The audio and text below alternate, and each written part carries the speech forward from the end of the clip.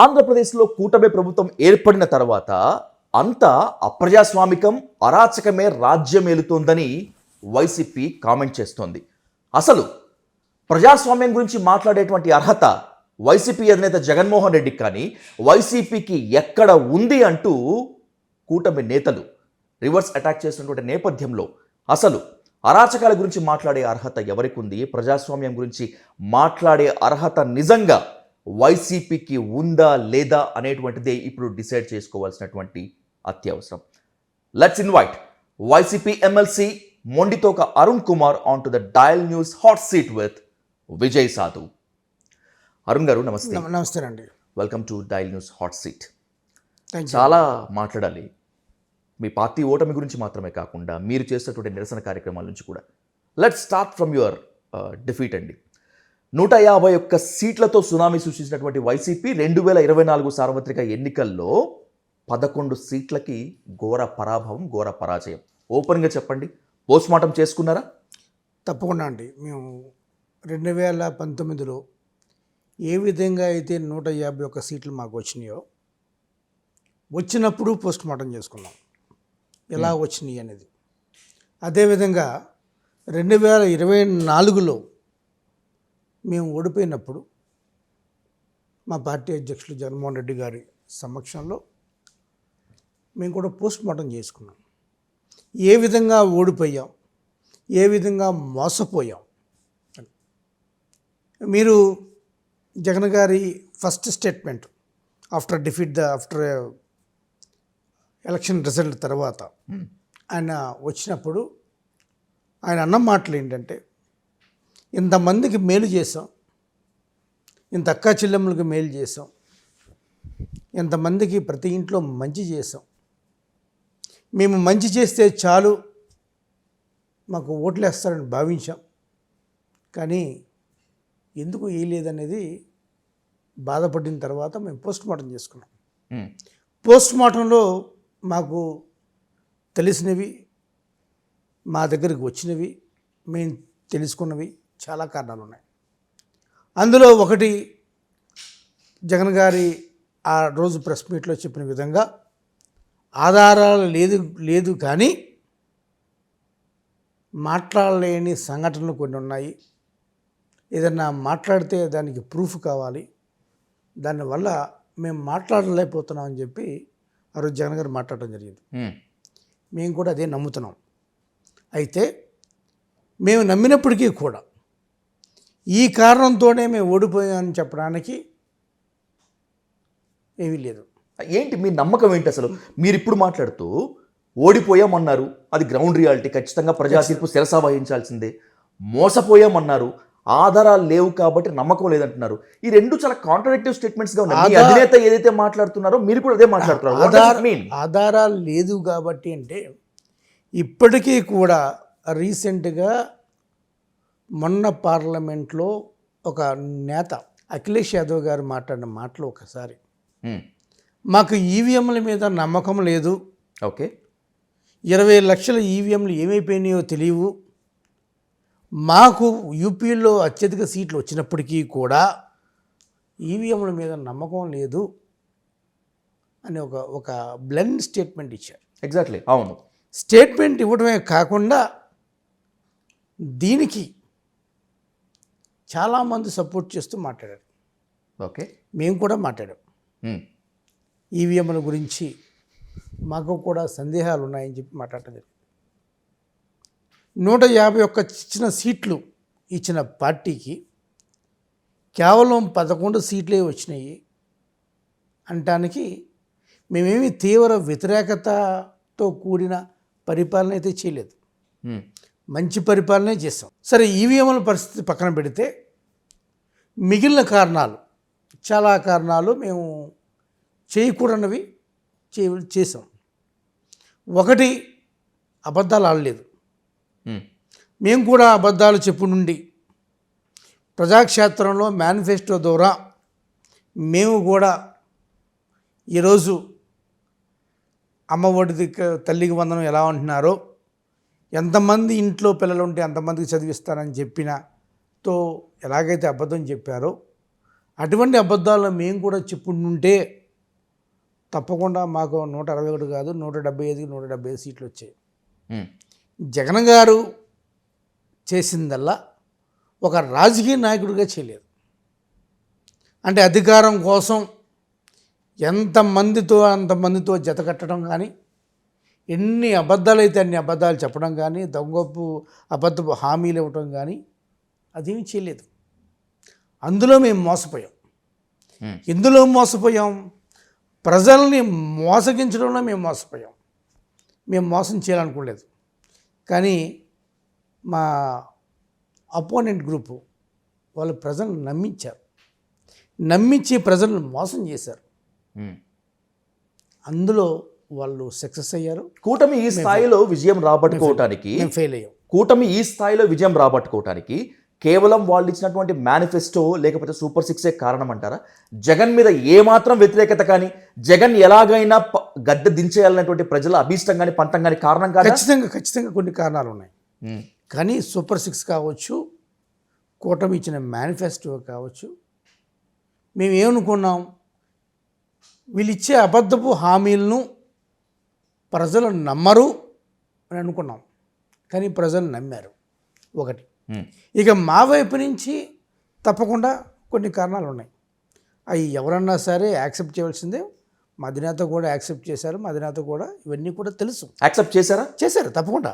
ఇక్కడ ఒక valuable point మాట్లాడుకోవాలి తప్పకుండా. అరుణ్ గారు, ఏంటంటే ఓటమి తర్వాత జగన్మోహన్ రెడ్డి గారు ఉన్నటువంటి తాడేపల్లి ఆ క్యాంప్ ఆఫీస్కి, తాడేపల్లి నివాసానికి పోటీ చేసిన అభ్యర్థులు, గెలిచిన అభ్యర్థులు, వైసీపీలో ముఖ్య నేతలు మొత్తం అంతా కూడా వెళ్ళి పరామర్శించారు.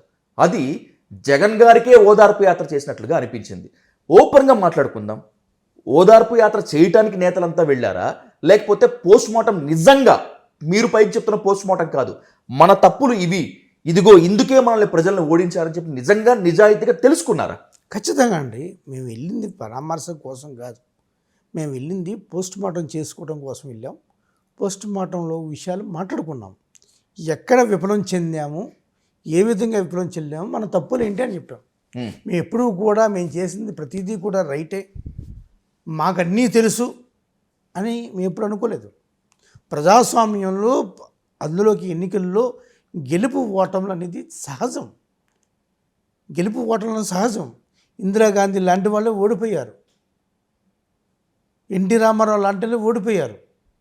రాజశేఖర రెడ్డి గారు లాంటి వాళ్ళే ఆయన నేతృత్వంలో కాంగ్రెస్ పార్టీ అధికారంలోకి రాలేదు, తర్వాత వచ్చింది. సో గెలుపు ఓటములు అనేది చాలా సహజం. ఓడిపోయినప్పుడు మేము ఏవి కారణాలతో ఓడిపోయాం అనేది విశ్లేషించుకున్నాం,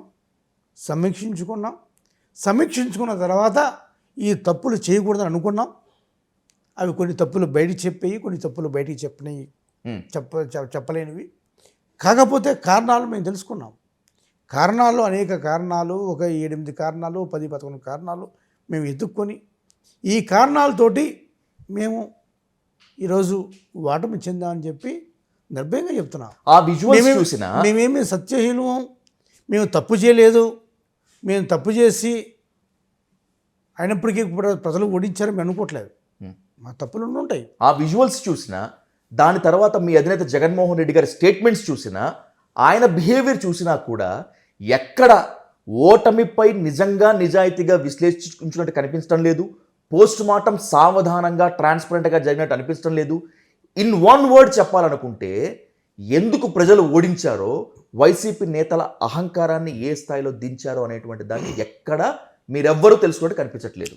ఇక్కడ అహంకారం అనేది క్వశ్చన్ కాదండి. అసలు అహంకారం అనేది లేనే లేదు. ఇప్పుడు జగన్మోహన్ రెడ్డి గారికి కానీ ఈ పార్టీలో నాయకులకు కానీ అహంకారం అనేది ఉండదు ఫస్ట్. కాకపోతే కొన్ని కారణాలు, ఈ కారణాలతోటి ఓటమి చెందామని నేను ముందే చెప్తాను. ఏ కారణమైనా కావచ్చు, రాజధాని విషయంలో కావచ్చు, లేకపోతే క్యాస్ట్ పోలరైజేషన్లో మేము విప్లవం కావచ్చు, సోషల్ ఇంజనీరింగ్లో మేము అత్యధిక ప్రాధాన్యత ఇచ్చాం. సోషల్ ఇంజనీరింగ్ అది కూడా తప్పు అయిపోయింది. సోషల్ ఇంజనీరింగ్లో ఓకే, మేము ఏంటంటే అప్లిఫ్ట్ చేయాలి, ఎవరైతే డౌన్ పీపుల్ ఉన్నారో వాళ్ళందరినీ అప్లిఫ్ట్ చేయాలనుకున్నాం. మంచి కాన్సెప్ట్తో వెళ్ళాం. ఎప్పుడు చూడండి రాజకీయాలు చేద్దాం అనుకున్నాం. ఎప్పుడు ఏ వర్గాలైతే అణిగి ఉన్నాయో గత దశాబ్దాల నుంచి ఆ వర్గాలను బయటికి తీసుకొద్దాం అనుకున్నాం. ఆ క్రమంలో వాళ్ళని తీసుకొచ్చే క్రమంలో మేము కొంచెం విఫలమయ్యాం. తీసుకురావడం అయితే తీసుకొచ్చాం, కానీ ప్రజల చేత ఓట్ చేయించుకోలేకపోయాం. ఉమ్, సో కొన్ని కొన్ని కొన్ని సెక్షన్ ఆఫ్ పీపుల్, కొన్ని సామాజిక వర్గాలు మా మీద విపరీతంగా వ్యతిరేకించడం కావచ్చు. ఉమ్, కొన్ని సామాజిక వర్గాలు, ఎప్పుడూ కలవని సామాజిక వర్గాలు, రెండు ప్రధానమైన సామాజిక వర్గాలు ఈ ఆంధ్రప్రదేశ్ పుట్టిన తర్వాత ఈ రెండు సామాజిక వర్గాలు ఎప్పుడూ కూడా కలిసి ప్రయాణం చేయని రెండు సామాజిక వర్గాలు కలిసి కాపు కమ్మ సామాజిక వర్గాలు. కాపు సామాజిక వర్గాలు రెండు కలిసి ప్రయాణం చేసి ఉండొచ్చు. అదేవిధంగా అనేక కారణాలతోటి చెందొచ్చు. ఇసుక పాలసీ కావచ్చు, లేకపోతే మద్యం పాలసీ కావచ్చు. ఉమ్, మంచి చేశాను, మంచిగానే ఉన్నాం. ఇప్పుడు ఇసుక మాట్లాడుకుందాం. ఇసుక వల్ల మా 5 సంవత్సరాల్లో ఎన్ని వందల కోట్లు రాష్ట్రానికి ఆదాయం చేకూరిందో మేము చూసాం తప్ప, వాళ్ళలాగా దోసుకోవాలి, కార్యకర్తలకు పెట్టాలి, నాయకులకు పెట్టాలి, సహజ సంపద అంతా దోసేయాలి అనేది మేము ఎప్పుడూ కూడా చేయలేదు. కాన్సెప్ట్ మంచిదే, కానీ ఇంప్లిమెంటేషన్ వచ్చేటప్పటికి కొన్ని హిప్కాప్స్ ఉండి, కొన్ని బ్యాక్ ఫైర్ అయ్యి. టీడీపీ అమలు చేస్తున్న ఉచిత ఇసుక విధానం వల్ల వైసీపీ రాష్ట్రంలో వాష్ అవుట్ అయిపోవటం ఖాయమని చాలా మంది టీడీపీ నేతలు చెప్తున్నారు. మరి మీరు చెప్తున్నటువంటి ఆ ఉచిత ఇసుక విధానంలో మాత్రం దోపిడీ చెప్తున్నారు. ఎవరు నమ్మాలి? ఉచిత ఇసుక విధానం అనేది ఈరోజు ఎలా ఉందనేది ఒక్కసారి మీరు మా కృష్ణా జిల్లా కావచ్చు, లేకపోతే ఎక్కడైనా సరే ఒక్కసారి చూస్తే ఈరోజు ఇదే కెమెరా పెట్టుకుని ఉచిత ఇసుక విధానం ఉంది అని మీరు చూస్తే ఏ విధంగా దోపిడీ చేస్తున్నారని మీకు తెలుస్తుంది. ఏ విధంగా తెలుగుదేశం పార్టీ నాయకులు జేబులు నిండుతున్నాయి, ఏ విధంగా ఇసుక అక్రమంగా తెలంగాణ రాష్ట్రానికి తరలిపోతుంది, ఏ విధంగా ఇసుక అక్రమంగా అటు తమిళనాడు కావచ్చు, కర్ణాటక కోసం అక్రమంగా తరలిపోతుంది అనేది మనకి క్లియర్గా ఎవిడెంట్గా మనం చూస్తున్నాం. ఇదివరకు ఇప్పుడు ఇటువంటి లేదే, ఇలా దోసుకోవడం లేదే, ఎప్పుడు కూడా ఇలా ఈ ఇసుకను తరలించడం లేదే. చాలా ట్రాన్స్పరెంట్గా మనం పరిపాలన చేసాం. ట్రాన్స్పరెంట్గా పరిపాలన చేయటం వలన కూడా చాలామంది ఎవరైతే కరప్షన్ తోటి వ్యాపారం చేసే వాళ్ళు ఉన్నారో వాళ్ళు సహకరించకపోవడం వల్ల కూడా మేము ఓడిపోయాం. ఇలా రకరకాల కారణాలతోటి మా ఓటమి చెందాం. వాలంటరీ వ్యవస్థ మా కాన్సెప్ట్ ఏంటి? ప్రతి ఒక్కరు కూడా, ప్రజలందరికీ కూడా గవర్నమెంట్ ఇచ్చేసే సర్వీసు వాళ్ళ హౌస్ హోల్డ్కి వెళ్ళాలి, ప్రతి హౌస్ హోల్డ్కి వెళ్ళాలి. ప్రతి ఒక్కరిని కూడా పార్టీలకు అతీతంగా మనం చూడాలి, ప్రతి ఒక్కరికి సహాయం చేయాలని ఒక మంచి కాన్సెప్ట్ తోటి వాలంటరీ వ్యవస్థను పెట్టాం. ఎప్పుడైతే వాలంటరీ వ్యవస్థను పెట్టామో అప్పుడే పార్టీలోని కార్యకర్తలకి, నాయకులకి లింకు తెగిపోయింది. That's what I want ask it. ఇప్పుడు వాలంటీర్ల గురించి ఎప్పుడు చెప్పినా కూడా మీ అధినేత నుంచి మీరు వరకు ఎప్పుడు చాలా గొప్పగా చెప్పారు. కానీ అదే వాలంటీర్లు మీకు గుదిబండగా మారారు, ఈ ఎన్నికల్లో దెబ్బ కొట్టారు. ఒప్పుకుంటారా? ఖచ్చితంగా వాలంటీర్లు మాకు వాలంటీర్లు అందరూ కూడా పార్టీ కార్యకర్తలు కాదు. ఓకే, పార్టీ కార్యకర్తలు కాదు, వాలంటీర్లుగా జాయిన్ అయిన వాళ్ళు చాలామంది కూడా ఈ ప్రభుత్వంలో పనిచేస్తూ ప్రభుత్వానికి వ్యతిరేకంగా పనిచేశారు. ఎందుకు పనిచేశారనేది మళ్ళీ డిఫరెంట్ రీజన్స్. మనం 5,000 ఇస్తుంటే వాళ్ళు 10,000 ఇస్తా అని చెప్పారు. ఓకే, మనం అవుట్సోర్సింగ్లో పెడితే వాళ్ళు పర్మనెంట్ జాబులు చేస్తా అని చెప్పారు. మరి ఇదే వాలంటీర్స్ మీద వాళ్ళ ప్రీవియస్ స్టేట్మెంట్ ఏంటంటే, పవన్ కళ్యాణ్ గారు కావచ్చు, లేకపోతే చంద్రబాబు నాయుడు గారు కావచ్చు, లోకేష్ గారు కావచ్చు, ఇదే వాలంటీర్ని చాలా అసహ్యంగా మాట్లాడారు. కానీ ఎలక్షన్ టైంకి వచ్చేటప్పటికి వాలంటీర్ సిస్టమ్ అనేది చాలా మంచి సిస్టమ్, మేము ఉంచుకుంటాము, తప్పకుండా మేము కంటిన్యూ చేస్తా అని చెప్పారు. గవర్నమెంట్ వచ్చింది, ఇంతకాలం వాలంటీర్ గురించి మాట్లాడే ప్రసక్తి కూడా లేదు. ఇవన్నీ ఏంటంటే, ఎక్కడైతే మనం వాలంటీర్ వ్యవస్థ పెట్టామో ఈ ప్రభుత్వం ప్రజలకు మంచి చేసింది, కానీ పార్టీ కార్యకర్తలకి, నాయకులకు మంచి చేయలేకపోయిందన్న భావన పార్టీ నాయకుల్లో ఉంది, కార్యకర్తల్లో ఉంది. సంక్షేమ పథకాలు ఎవరికి అందాయి, ఎవరికి అందలేదు, లబ్ధిదారుల వివరాలు ఏంటి అనేటువంటి వివరాలు మాత్రమే వాలంటీర్ల నుంచి మీరు సేకరించారా? లేదంటే ఎవరింట్లో ఏం జరుగుతోంది, ఎవడు ఏ పార్టీకి ఓటేస్తున్నాడు, వాడు వైసీపీకి పనిచేస్తాడా లేదా అనేటువంటి గూఢాచార వ్యవస్థను వాలంటీర్లో మీరు ఇంప్లిమెంట్ చేశారా లేదా? అసలు అటువంటి గూఢాచార వ్యవస్థను మేము ఇంప్లిమెంట్ చేసి ఉంటే, ఉమ్, అటువంటి ఇన్ఫర్మేషన్ మేము తీసుకుని ఉంటే ఉమ్, మేము ఇలాగ ఎన్నికల్లో విప్లవం చెందేవాళ్ళం కాదు. ఉమ్, ఎందుకంటే మీరే చెప్తున్నారు, గూఢాచారి వ్యవస్థ ద్వారా మన ఇన్ఫర్మేషన్ కనుక సేకరించి ఉంటే, ఉమ్, అరే ఈ సీటు ఓడిపోతుంది, అరే ఈ ప్రభుత్వానికి వ్యతిరేకంగా ఉంది, అరే ఈ స్కీమ్ పనిచేయట్లేదే, అరే వీళ్ళు ఓటేయట్లేదే అని మనకు ముందే తెలుసుని ఉంటే తప్పకుండా మేము జాగ్రత్త పడేవాళ్ళం. ఓకే. కానీ మేము ఆ దారిలో కానీ ఆ కోణంలో కానీ ఎప్పుడూ కూడా వాలంటీర్ని మనం వాడుకోలేదు. వాలంటీర్ని ఎలా వాడుకున్నాం? ప్రభుత్వం ఇచ్చే సంక్షేమ పథకాలు సక్రమంగా ప్రతి ఇంటికి వెళ్తున్నాయా లేదనుకున్నాం. ఆ వాలంటీర్ స్థానంలో మేము అనేక సార్లు పార్టీ పెద్దలు చెప్పాం, వాలంటీర్ స్థానంలో వాలంటీర్స్ని కాదు, పార్టీ క్యాడర్ను పెట్టండి, పార్టీ క్యాడర్ వాలంటీర్గా పనిచేస్తారు, పార్టీ నాయకులు కార్యకర్తలుగా చేస్తారన్నప్పుడు, ఒకవేళ కనుక వాలంటీర్లు కూడా మన పార్టీ అయ్యి ఉంటే తెలుగుదేశం పార్టీ వాళ్ళకి మేలు జరగదు, వేరే పార్టీ వాళ్ళకి మేలు జరగదు. మన దృష్టిలో ఒకసారి ప్రభుత్వం వచ్చిన తర్వాత అన్ని పార్టీలు సమానమే. నేను ముఖ్యమంత్రి అంటే ఆంధ్రప్రదేశ్కి ముఖ్యమంత్రిని తప్ప నేను వైఎస్ఆర్ కాంగ్రెస్ పార్టీకి ముఖ్యమంత్రిని కాదు అనే సిద్ధాంతాన్ని నమ్మిన వ్యక్తిగా జగన్మోహన్ రెడ్డి గారు పార్టీ క్యాడర్ని వాలంటీర్లుగా నియమించకుండా చాలా న్యూట్రల్ పీపుల్ని, చదువుకున్న పీపుల్ని వాలంటీర్గా పెట్టారు. సరే, మీరు చెప్పిన దాని ప్రకారమే ప్రజలకు మేలు చేయాలని చెప్పి వాలంటీర్లని పెట్టారు. వాలంటీర్లతో కూడా మీరు గాడిద చాకరీ చేయించుకోలేదు, బండి చాకరీ చేయించుకోలేదు, ఏం చేయాలో అది మాత్రమే చేయించుకున్నారు. ఎగ్జాక్ట్లీ. అయినా కూడా వాళ్ళే దబ్బేశారుగా. చెప్తున్నాను కదండి, ఇప్పుడు ఏ విధంగా అయితే మనం ఇచ్చిన అబద్ధపు హామీలు, తెలుగుదేశం పార్టీ ఇచ్చిన అబద్ధపు హామీలు ఏ విధంగా ప్రజలు నమ్మి వాళ్ళు మోసపోయారో, అదేవిధంగా వాలంటీర్లు కూడా అలాగే నమ్మారు. ఓకే. మేము ఎప్పుడు కూడా వాలంటీర్లకు 10,000 ఇస్తామని చెప్పలేదే, మేము చెప్పామా? చెప్పలేదు. వాలంటీర్లని పర్మనెంట్ చేస్తాను మేము చెప్పామా? మరి ఈ రెండు మాటలు వాళ్ళు చెప్పారుగా. వాలంటీర్లకు 10,000 ఇస్తానని చెప్పారు కదా, వాలంటీర్లని కంటిన్యూ చేస్తానని చెప్పారు కదా. మరి ఈరోజు వాలంటీర్ వ్యవస్థ ఉందా? ఏది వాలంటీర్ వ్యవస్థ ఉంటే వాళ్ళు ఉంటారో వాళ్ళు లేదో కూడా తెలియదు. వెళ్ళిపోయింది. ఈరోజు ఇదే సచివాలయం ఎంప్లాయీస్కి మనం ఎటువంటి జాబులు చేయించాం? చదువుకున్న వాళ్ళు, విద్యావంతులు ఒక ఎగ్జామ్ ద్వారా వచ్చి ఒక మంచి పొజిషన్లో మనం ఉంచితే వాళ్ళ చేత ఈరోజు అదే సచివాలయం సిబ్బంది చేత ఈరోజు తెలుగుదేశం ప్రభుత్వం ఏం చేపిస్తుంది? డ్రైన్ క్లీన్ చేయించడం, మొక్కలు నాటించడం, మొక్కలు చేయటం, గ్రామాన్ని పరిశుభ్రంగా ఉంచడం అని చెప్పి ఏ విధంగా అయితే పనులు చేపిస్తున్నారో అటువంటి చేయని పనులు వాళ్ళు చేపిస్తున్నారు. ఇదే వాలంటీర్ సిస్టమ్ గురించి జ్యోతుల్ నెహ్రూ గారు ఏమన్నారు కొంతకాలం క్రితం? ఇదే వాలంటీర్స్ గురించి జ్యోతుల్ నెహ్రూ గారు అన్న మాట, వీళ్ళని స్కెవెంజర్స్గా పెట్టుకుంటే బాగుంటుంది, వాలంటీర్స్ని గ్రామం అన్నా శుభ్రపడుతుందని చెప్పిన అని వ్యంగ్యంగా మాట్లాడిన మాటలు. ఈ మాటలు మరి ప్రభుత్వం ముందు రాకముందు మాట్లాడలేదే, ప్రభుత్వం ముందు ఎన్నికల ముందు మాట్లాడలేదే.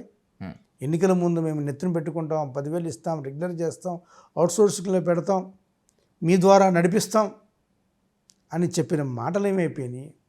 మరి ఇప్పుడు ఏమైపోయినాయి? వాలంటీర్ వ్యవస్థ అయినా డీబీటీ, జగన్మోహన్ రెడ్డి గారు ఎక్కడ చెప్పినా కూడా డైరెక్ట్ బ్యాక్ ట్రాన్స్ఫర్, డీబీటీ అత్యంత ప్రతిష్టాత్మకంగా చెప్పుకున్నారు మీరు. అంటే ఏంటిది?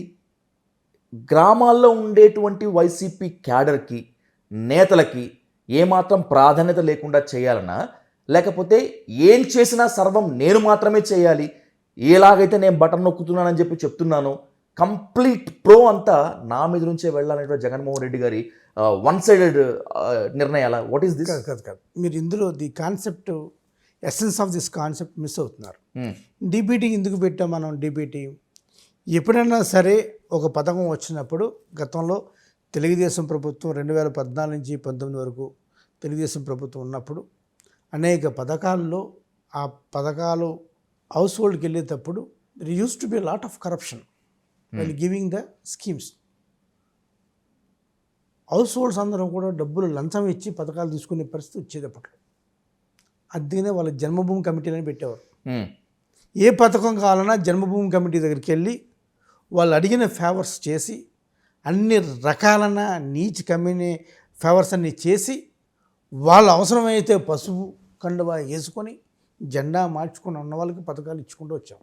మనం అదే జన్మభూమి కమిటీని తప్పుపట్టి ఈ కమిటీలు వద్దు, ఇటువంటి కమిటీల వల్ల కేవలం తెలుగుదేశం పార్టీ నాయకులు బాగుపడ్డారు అని చెప్పి ఈ పథకాలు అందరికి అందాలని కదా మనం పవర్లోకి వచ్చాం 2019లో. మళ్ళీ 2019లో పథకాలు ఇచ్చేటప్పుడు ఇప్పుడు జన్మభూమి కమిటీ కాకపోతే జగనన్న కమిటీలు పెట్టాలా? పెడితే మళ్ళీ సేమ్ తెలుగుదేశం ప్రభుత్వం ఏ విధంగా జన్మభూమి కమిటీలు ఉన్నాయో అటువంటి కమిటీలు మళ్ళీ మీ ఉద్దేశంలో మళ్ళీ పార్టీ క్యాడర్కి పార్టీ నాయకులకి పెట్టి వాళ్ళ చేత చేపిస్తే బాగుండేది, అప్పుడు వాళ్ళకి ప్రాధాన్యత ఇచ్చి ఉంటే బాగుండేది అని చాలామంది అంటుంటుంటారు. కానీ అది కరెక్ట్ కాదు. డిబిటీ ద్వారా అది కూడా ఒక మైనసే కదా. డైరెక్ట్ బ్యాంక్ ట్రాన్స్ఫర్ ద్వారా మీరు అన్నదాని ప్రకారము లబ్ధిదారులు ఎలాంటి తిరగకుండా ఎలాంటి శ్రమ పడకుండా వాళ్ళ ఖాతాలో డబ్బులు పడ్డమాట వాస్తవమే. కానీ కరప్షన్ ఫ్రీగా పథకాలు వెళ్తున్నాయా లేవా, డబ్బు వెళ్తుందా లేదా, వెళ్ళిన మాట వాస్తవమే. అయితే కానీ లోకల్ క్యాడర్కి ఎక్కడ ప్రాధాన్యత లేదని కదా బాధ అంతా. అయితే మనం ఎక్కడ ఫెయిల్ అయ్యామంటే ఈ డిబిటీ ఇచ్చే క్రమంలో మనం త్రూ లోకల్ పర్సన్ ద్వారా ఓకే ఆ సిస్టమ్ మనం కనుక ఆపరేట్ చేసుకోగలిగి ఉంటే కనుక ఒక ఎమ్మెల్యే ద్వారానో లేకపోతే ఒక ఎంపీపీ ద్వారానో లేక ఒక జడ్పీటీసీ ద్వారానో లేకపోతే ఒక సర్పంచ్ ద్వారానో వాళ్ళ ద్వారా ఆపరేట్ చేస్తుండి సెలక్షన్ ప్రాసెస్ వాళ్ళది ఉండి పైనుంచి కనుక డబ్బులు డైరెక్ట్గా వెళ్ళి ఉంటే కనుక మేబీ మీరు అన్నట్టు మాకు ఆ పార్టీలో హోల్డ్ ఉండేది, నాయకుల మధ్యలో హోల్డ్ ఉండేది. ఓకే. ఇప్పుడు ఎందుకు ఈ డీబీటీ ద్వారా వాలంటీర్ ద్వారా డీలింక్ అయిపోయారంటే నాయకుడికి చేయడానికి ఏం లేదు, యాక్చువల్గా కార్యకర్త చేయడానికి ఏం లేదు, అంతా కూడా ట్రాన్స్పరెంట్గా జరుగుతుంది. ఓకే, ట్రాన్స్పరెంట్గా జరుగుతుంది. ఇక్కడ క్వశ్చన్ ఎక్కడ వచ్చింది? పెత్తనం దగ్గర వచ్చింది క్వశ్చన్, నేను చెయ్యాలి అనే దగ్గర వచ్చింది క్వశ్చన్. మనం ఏం చేస్తున్నాం? మనం అలా చేయకూడదు, వాళ్ళు చేసినట్టే మనం చేయకూడదు అని మనం చెప్పాం. ఈరోజు నిన్న తెలుగుదేశం పార్టీ అధికారంలోకి వచ్చిన తర్వాత వాళ్ళు పెన్షన్ పెంచే విధానం చూస్తే వాళ్ళు పెన్షన్ ఎవరు పెంచారు? ఏ రేంజ్ ఆఫ్ నాయకులు పెంచారు? కూనీకోర్లు పెంచారు, కబ్జాదారులు పెంచారు, ఎవరైతే మాఫియా చేస్తారో వాళ్ళు పెంచారు. అసలు తెలుగుదేశం పార్టీ కార్యకర్త అయితే చాలు వాడు ఇంటింటికి వెళ్ళి పెన్షన్స్ పెంచాడు. మనం ఎవరితో పంచిపించాం? వాలంటీర్ ద్వారా ఒక డిజిగ్నేటెడ్ పొజిషన్ పెట్టి ఆ పొజిషన్ ద్వారా వాడు పెన్షన్ పంచడమే కాదు, ఆ నెల రోజులు ఆ 5 సంవత్సరాలు వాళ్ళని చూసుకునే బాధ్యత ఒక మనిషికి చెప్పారు. ఇక్కడ వీళ్ళు ఏం చేశారు? దాన్ని క్వైట్ ఆపోజిట్గా రివర్స్గా పార్టీ కార్యకర్తలకి సానుభూతి పరులు అందరికీ పెట్టారు. దీనివల్ల వైఎస్ఆర్ కాంగ్రెస్ పార్టీకి ఎవరైతే సానుభూతి పరులు ఉన్నారో, వైఎస్ఆర్ కాంగ్రెస్ పార్టీకి ఎవరైతే ఓట్లు వేశారో వాళ్ళ పెన్షన్స్ ఏం చేశారు? మార్నింగ్ నుంచి ఈవినింగ్ వరకు వాళ్ళ పెన్షన్స్ పెంచలేరు రాష్ట్రం అంతా. ఓకే, ముందు తెలుగుదేశం పార్టీ వాళ్ళ పెన్షన్స్ పెంచి వాళ్ళని వైఎస్ఆర్ కాంగ్రెస్ పార్టీ వాళ్ళని కొంచెం సఫర్ చేసి కొంచెం టెన్షన్ పెట్టి తర్వాత వాళ్ళని పెంచారు. ఇట్లా తారతమ్యాలు చూపించడము, భేదాలు చూపించడము ఖచ్చితంగా ఒప్పుకోకుండాల్సింది ఎవరైనా కూడా, ఎందుకంటే ఆల్ ఆర్ ఈక్వల్. కానీ టీడీపీ వాళ్ళన్నా కనీసం వాళ్ళ పార్టీకి వాళ్ళు ప్రిఫరెన్స్ ఇచ్చుకున్నారు ఖచ్చితంగా. మా పార్టీ వాళ్ళే మా క్యాడర్ అని చెప్పుకున్నారు. ఓపెన్గా మాట్లాడుకుందాం అరుణ్ కుమార్ గారు. మీ వైఎస్ఆర్ కాంగ్రెస్ పార్టీ అధికారంలో ఉన్నప్పుడు జెండాలు మోసి భుజాలు అరిగిపోయినటువంటి క్యాడర్కి ఎక్కడా న్యాయం జరగలేదు అనేటువంటి విమర్శ ఉంది. అధికారంలోకి వచ్చినటువంటి తర్వాత వైసీపీ తన సొంత క్యాడర్ని, తన సొంత నేతలనే పట్టించుకోలేదనే విమర్శ ఉంది. ఇది మీ అధినేతకు తెలిసిందా? తప్పకుండా అండి, తెలియకుండా ఏం లేదు. నేను ఈ ప్రభుత్వంలో ప్రతి ఒక్కరూ కూడా, ప్రతి నాయకుడు కూడా చెప్పే మాట ఇది. అది పేర్నాని గారు కావచ్చు, లేకపోతే కేతిరెడ్డి వెంకటరామరెడ్డి గారికి చెప్పవచ్చు, లేకపోతే వివిధ ప్లాట్ఫామ్ల ద్వారా ఇది వెళ్ళపరిచారు. ఈ ప్రభుత్వంలో పార్టీ కార్యకర్త కానీ పార్టీ నాయకుడు కానీ సెకండ్ లేయర్ నాయకులు ఎవరో కూడా హ్యాపీగా లేరు అన్న విషయాన్ని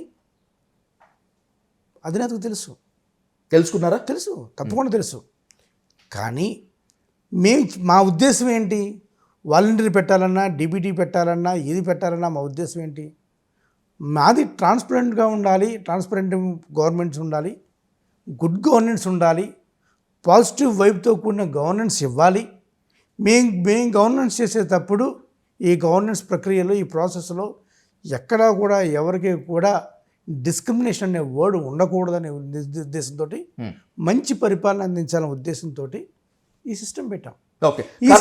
ఈ సిస్టాన్ని యాక్సెప్ట్ చేయడానికి కార్యకర్త సిద్ధంగా లేడు, నాయకుడు సిద్ధంగా లేడు.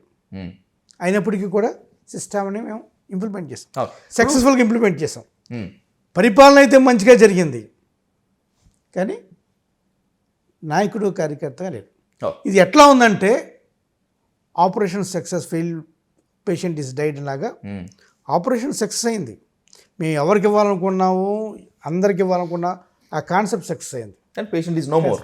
పేషెంట్ అనేది కర్ణుడి చావుకి కారణాలు అనేకం అన్నట్లు వైసీపీ ఓటమికి ఎన్నో కారణాలు ఉంటాయి. బట్ 2 కారణాలని మాత్రం మస్ట్గా ఇప్పుడు మనం డిస్కస్ చేయాల్సిందే, మీరు ఖచ్చితంగా మాట్లాడాలి. దాంట్లో ఫస్ట్ వన్, ప్రజలకు కూర్చోబెట్టి డబ్బులు ఇచ్చేస్తే సరిపోతుంది, సంక్షేమ పథకాలతో వాళ్ళ అకౌంట్లో ఫస్ట్ తారీఖు కల్లా డబ్బులు ఇచ్చే సరిపోతుంది, మీ అధినేత జగన్మోహన్ రెడ్డి గారి భాషలో చెప్పాలంటే బటన్ నొక్కితే సరిపోతుంది, డబ్బులు ఇచ్చేస్తే చాలు ఓట్లు వచ్చేస్తాయి అని అనుకున్నారా మీరు? మంచి కాన్సెప్ట్ అనేది. ఇప్పుడు కొన్ని గవర్నమెంట్స్ కొన్ని కైండ్ ఆఫ్ ఓరియంటేషన్స్ ఉంటాయి. ఎగ్జాంపుల్, నేను ఇది వెల్ఫేర్ గురించి మాట్లాడేటప్పుడు 2014, 2019 గవర్నమెంట్ గురించి మాట్లాడతాం. 2014, 2019లో రాష్ట్రం విడిపోయిన తర్వాత ఈ రాష్ట్ర ప్రజలు, ఆంధ్రప్రదేశ్ ప్రజలు, ఈ రాష్ట్రానికి అనుభవం ఉన్న నాయకులు కావాలి, ఈ రాష్ట్రం బాగుండాలి అనే ఉద్దేశంతో చంద్రబాబు నాయుడు గారికి ముఖ్యమంత్రిగా ప్రమాణ స్వీకారం చేయించారు. చంద్రబాబు నాయుడు గారు, పవన్ కళ్యాణ్ గారు, నరేంద్ర మోడీ గారు, ఈ ముగ్గురు కాంబినేషన్, ఇప్పుడు ఏదైతే కాంబినేషన్ ఉందో ఆ కాంబినేషన్ ఇచ్చారు. 2014 నుంచి 2019 వరకు వాళ్ళు చేసిన పరిపాలనలో ఎక్కడా కూడా వెల్ఫేర్ గురించి మాట్లాడేవాళ్ళు, డెవలప్మెంట్ గురించి మాట్లాడేవారు. అవును. ఏం డెవలప్మెంట్ మాట్లాడేవారు? అమరావతి డెవలప్మెంట్ గురించే మాట్లాడేవారు. వాళ్ళ కాన్సెప్ట్ ఏంటి? మెయిన్ కాన్సెప్ట్ డెవలప్, అమరావతిని డెవలప్ చేయాలి, లేకపోతే ఇలా చేయాలి. దాని హిడెన్ ఎజెండా ఏంటనేది అది డిఫరెంట్ టాపిక్, తర్వాత మాట్లాడతాం. డెవలప్మెంట్ గురించే మాట్లాడారు వాళ్ళు, ఎక్కడా కూడా వెల్ఫేర్ గురించి మాట్లాడలేదు. వెల్ఫేర్ గురించి మాట్లాడకపోవటం వల్ల 2019 ఎలక్షన్కి వచ్చేటప్పటికి చంద్రబాబు నాయుడు గారు రిలీజ్ అయ్యి, నేను ఇంతవరకు వెల్ఫేర్ మాట్లాడలేదు, డెవలప్మెంటే మాట్లాడుతున్నాను, సో వెల్ఫేర్ కోసం ఏదైనా చెయ్యాలని చెప్పి ఆయన ఏం చేశాడు, ఒక కొత్త ప్రోగ్రాం ఇంట్రొడ్యూస్ చేశారు. పసుపు కుంకుమ 10,000 వేసేయటం, 15,000 వేసేయటం అలా వేసుకుంటూ వచ్చేసారు. వేసి నేను ఎందుకో వెల్ఫేర్కి వచ్చేసాను, నాకు ఓట్లు వేసేయండి అని చెప్పారు. ఆ పార్టీ ఓడిపోయింది. అవును, 2019 ఓడిపోయింది. ఏదైతే డెవలప్మెంట్ కాన్సెప్ట్ తోటి మొదలైన ప్రభుత్వం, ఆ ప్రభుత్వం ఓడిపోయింది. ఇప్పుడు 2019 నుంచి 2024 వద్దాం. వెల్ఫేర్ మీకు తెలియని విషయం ఏంటంటే, మేము వెల్ఫేర్ కన్నా డెవలప్మెంట్ ఎక్కువ చేసాం. ఏది గుంతల రోడ్లు, ఏ కంపెనీలు రాకపోవడం, రాజధాని నిర్మాణం లేకపోవడం, నేను చెప్తా. మీరు ఒక అనలిస్ట్గా మాట్లాడండి. మీరు ఏదో ఒక పార్టీ సానుభూతి పరులాగా, లేకపోతే ప్రతిపక్ష పార్టీలు విమర్శించే విధంగా మాట్లాడకండి. మీరు అనలిస్ట్గా మాట్లాడండి. ఓకే. సో ఇప్పుడు సరే, డెవలప్మెంట్ గురించి మాట్లాడుతున్నప్పుడు మీరు ఏదో 2-3 పాయింట్లు చెప్పారు. గుంత రోడ్లు, కంపెనీలు రాలేదని చెప్పారు. అవును. దానికన్నా ముందు నేను మిమ్మల్ని ఒక క్వశ్చన్ అడుగుతాను. 2014 నుంచి 19 వరకు తెలుగుదేశం ప్రభుత్వం ఉన్నప్పుడు, ఓకే, 2019 నుంచి 2024 వరకు మా ప్రభుత్వం ఉండే వరకు ఇండస్ట్రియల్ గ్రోత్ చూద్దాం. ఓకే. ఇండస్ట్రియల్ గ్రోత్లో భాగంగా మేము ఎన్ని సీ పోర్ట్స్ కట్టామండి, ఎన్ని పోర్ట్స్ బిల్డ్ చేసాం? బందరు, రామాయపట్నము, ఇంకా చాలా ఉన్నాయి కదా, చాలా పోర్ట్స్. ఎన్ని మెడికల్ కాలేజీలు పెట్టాం? 17 మెడికల్ కాలేజీలు, 5 కాలేజీలు స్టార్ట్ చేసాం. మరి ఎప్పుడన్నా తెలుగుదేశం ప్రభుత్వం, ఇన్ని సంవత్సరాల తెలుగుదేశం ప్రభుత్వంలో, రాష్ట్రం విడిపోయినప్పుడు కాదు, ఉమ్మడి ఆంధ్రప్రదేశ్లో కూడా తెలుగుదేశం ప్రభుత్వం ఎప్పుడైనా ఒకటైనా ప్రభుత్వం మెడికల్ కాలేజ్ కట్టిందా? కట్టలేదు. ఇన్ని మెడికల్ కాలేజ్ కట్టాం, ఇన్ని పోర్టులు నిర్మాణం చేసాం, ఇంత ఇండస్ట్రియల్ కారిడార్ పెట్టించాం, ఇన్ని ఎస్సీజెట్లు పెట్టించాం. కాకినాడ కావచ్చు, లేకపోతే వైజాగ్ కావచ్చు, లేకపోతే మచిలీపట్నం కావచ్చు, లేకపోతే మన నెల్లూరు కావచ్చు, ఉమ్, ఇవన్నీ మేము చెప్పుకోవడంలో విఫలమయ్యాం. ఉమ్. డెవలప్మెంట్ చేసి మేము చెప్పుకోవడంలో విఫలమయ్యాం. మీరు చెప్పుకోకపోతే ఎవరికి తెలియదా? ఎగ్జాక్ట్లీ, మేము చెప్పుకోకపోవటం వల్ల మేము విఫలమయ్యాం. ఉమ్, మేము చేసిన పని మేము చెప్పుకోలేదు. ఏం జరిగింది? నిజం ఎప్పుడూ కూడా ప్రజల్లో ఉండాలి. ఉమ్, ఒకవేళ నిజాన్ని మనం చెప్పుకోకపోతే అబద్ధమే నిజమైంది. ఉమ్, అబద్ధాన్ని 10 సార్లు చెప్పారు, మేము నిజాన్ని ఒకసారి కూడా చెప్పుకోలేకపోయాం. ఉమ్. అబద్ధం 10 సార్లు చెప్పడం వల్ల అబద్ధం నిజమైంది తప్ప నిజం అబద్ధం అయిపోలేదు. 2014 నుంచి 2014 నుంచి ఈ క్వశ్చన్కి మీ ఆన్సర్ చదువు. రెండోది మీరు చెప్పారు ఒక ఇండస్ట్రీ రాలేదు, ఒక రోడ్లు బాగాలేదని. ఈరోజు సుమారు 15,000 గ్రామాలుంటే ఈ 15,000 గ్రామాల్లో ప్రతి గ్రామంలో కూడా ఒక సచివాలయం కావచ్చు, ఒక ఆర్బీకే కావచ్చు, ఒక వెల్నెస్ సెంటర్ కావచ్చు, ఒక డిజిటల్ లైబ్రరీ కావచ్చు. ఈ డెవలప్మెంట్ కదా? వీటిని మీరు డెవలప్మెంట్గా చూడరా? కేవలం రోడ్డు వేస్తేనే డెవలప్మెంట్గా చూస్తారా? ప్రజలు అదే చూశారు కదా. కేవలం రోడ్డు చేస్తేనే డెవలప్మెంట్ చూస్తారు. రోడ్డు వేస్తే సరిపోతుందా? ప్రజలు దాని గురించే మాట్లాడారు కదా. మూడోది మీరు 2014 నుంచి 19 వరకు మీరు నిజంగా రోడ్లు వేసి ఉంటే 19 నుంచి 24 వరకు రోడ్లు ఎందుకు పాడైపోతాయండి?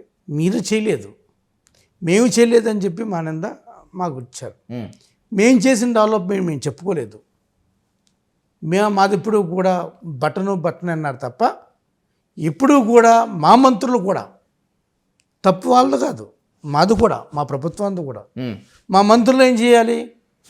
ఎవరి శాఖలో ఎంతంత అభివృద్ధి చేశారో ప్రతి 15 రోజులకో నెల రోజులకో ప్రెస్ మీట్ల ద్వారా ఈ మంత్లో ఇది మేము చేసాము, ఇన్ని ఇండస్ట్రీలు తీసుకొచ్చాము, ఇండస్ట్రీలో ఇంతంత గ్రోత్ ఉంది, ఇంతంతగా మేము కంప్లీట్ చేయగలిగాం, ఇంత ఇంకా కంప్లీట్ చేయాలి, దీనివల్ల ఇంతమందికి లైవ్లీహుడ్ వస్తుంది, ఇంతమందికి ఎంప్లాయ్మెంట్ వస్తుంది, ఇంతమందికి ఎంప్లాయ్మెంట్ జనరేషన్ అవుతుంది, తర్వాత ఇంతమంది మేము ఈ ప్రాజెక్ట్ తర్వాత ఫర్దర్ ప్రాజెక్ట్కి వెళ్తున్నాం అని చెప్పాల్సిన మంత్రులు చెప్పకుండా మంత్రులు కేవలం పార్టీ పరంగా పనిచేయడమే తప్ప ప్రభుత్వ పరంగా వాళ్ళు చెప్పకపోవటం వల్ల ఎందుకు ఇవన్నీ చెప్తున్నానంటే మన నిజాలు చెప్పుకోలేదు కాబట్టి, మనం చేసిన పనులు మంచి పనులు చెప్పుకోలేదు కాబట్టి.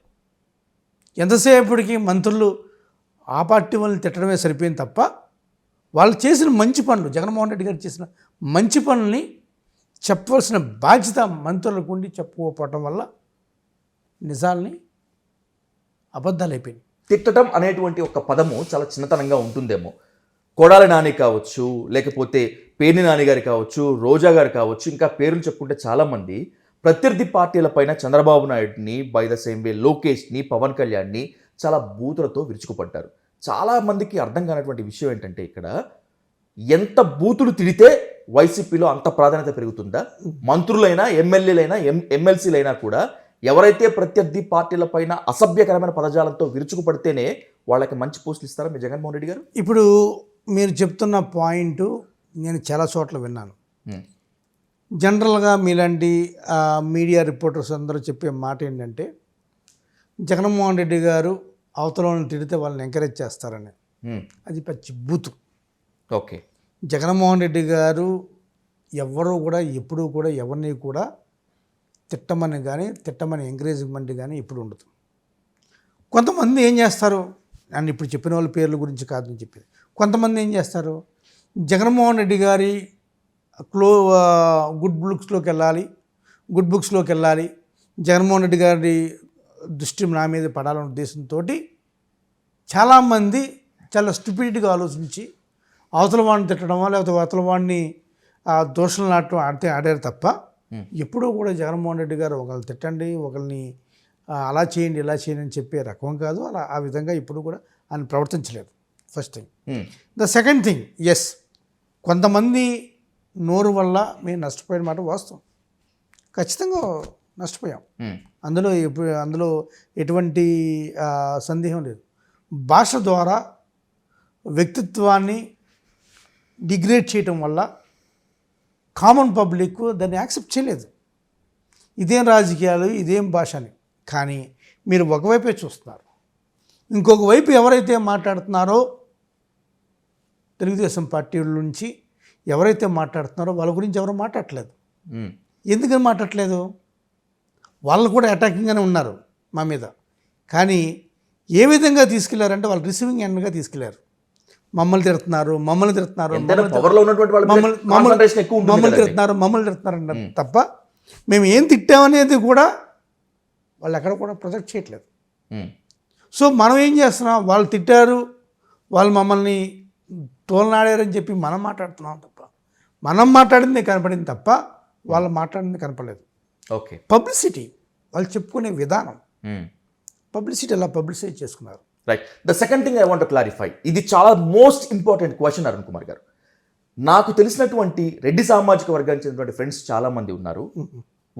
వాళ్ళతో ఏపీ ఎన్నికల పైన సమీక్షించినప్పుడు, పోస్ట్ మార్టం చేసుకుంటున్నప్పుడు వాళ్ళు నిర్ద్వందంగా ఒకటే చెప్పారు.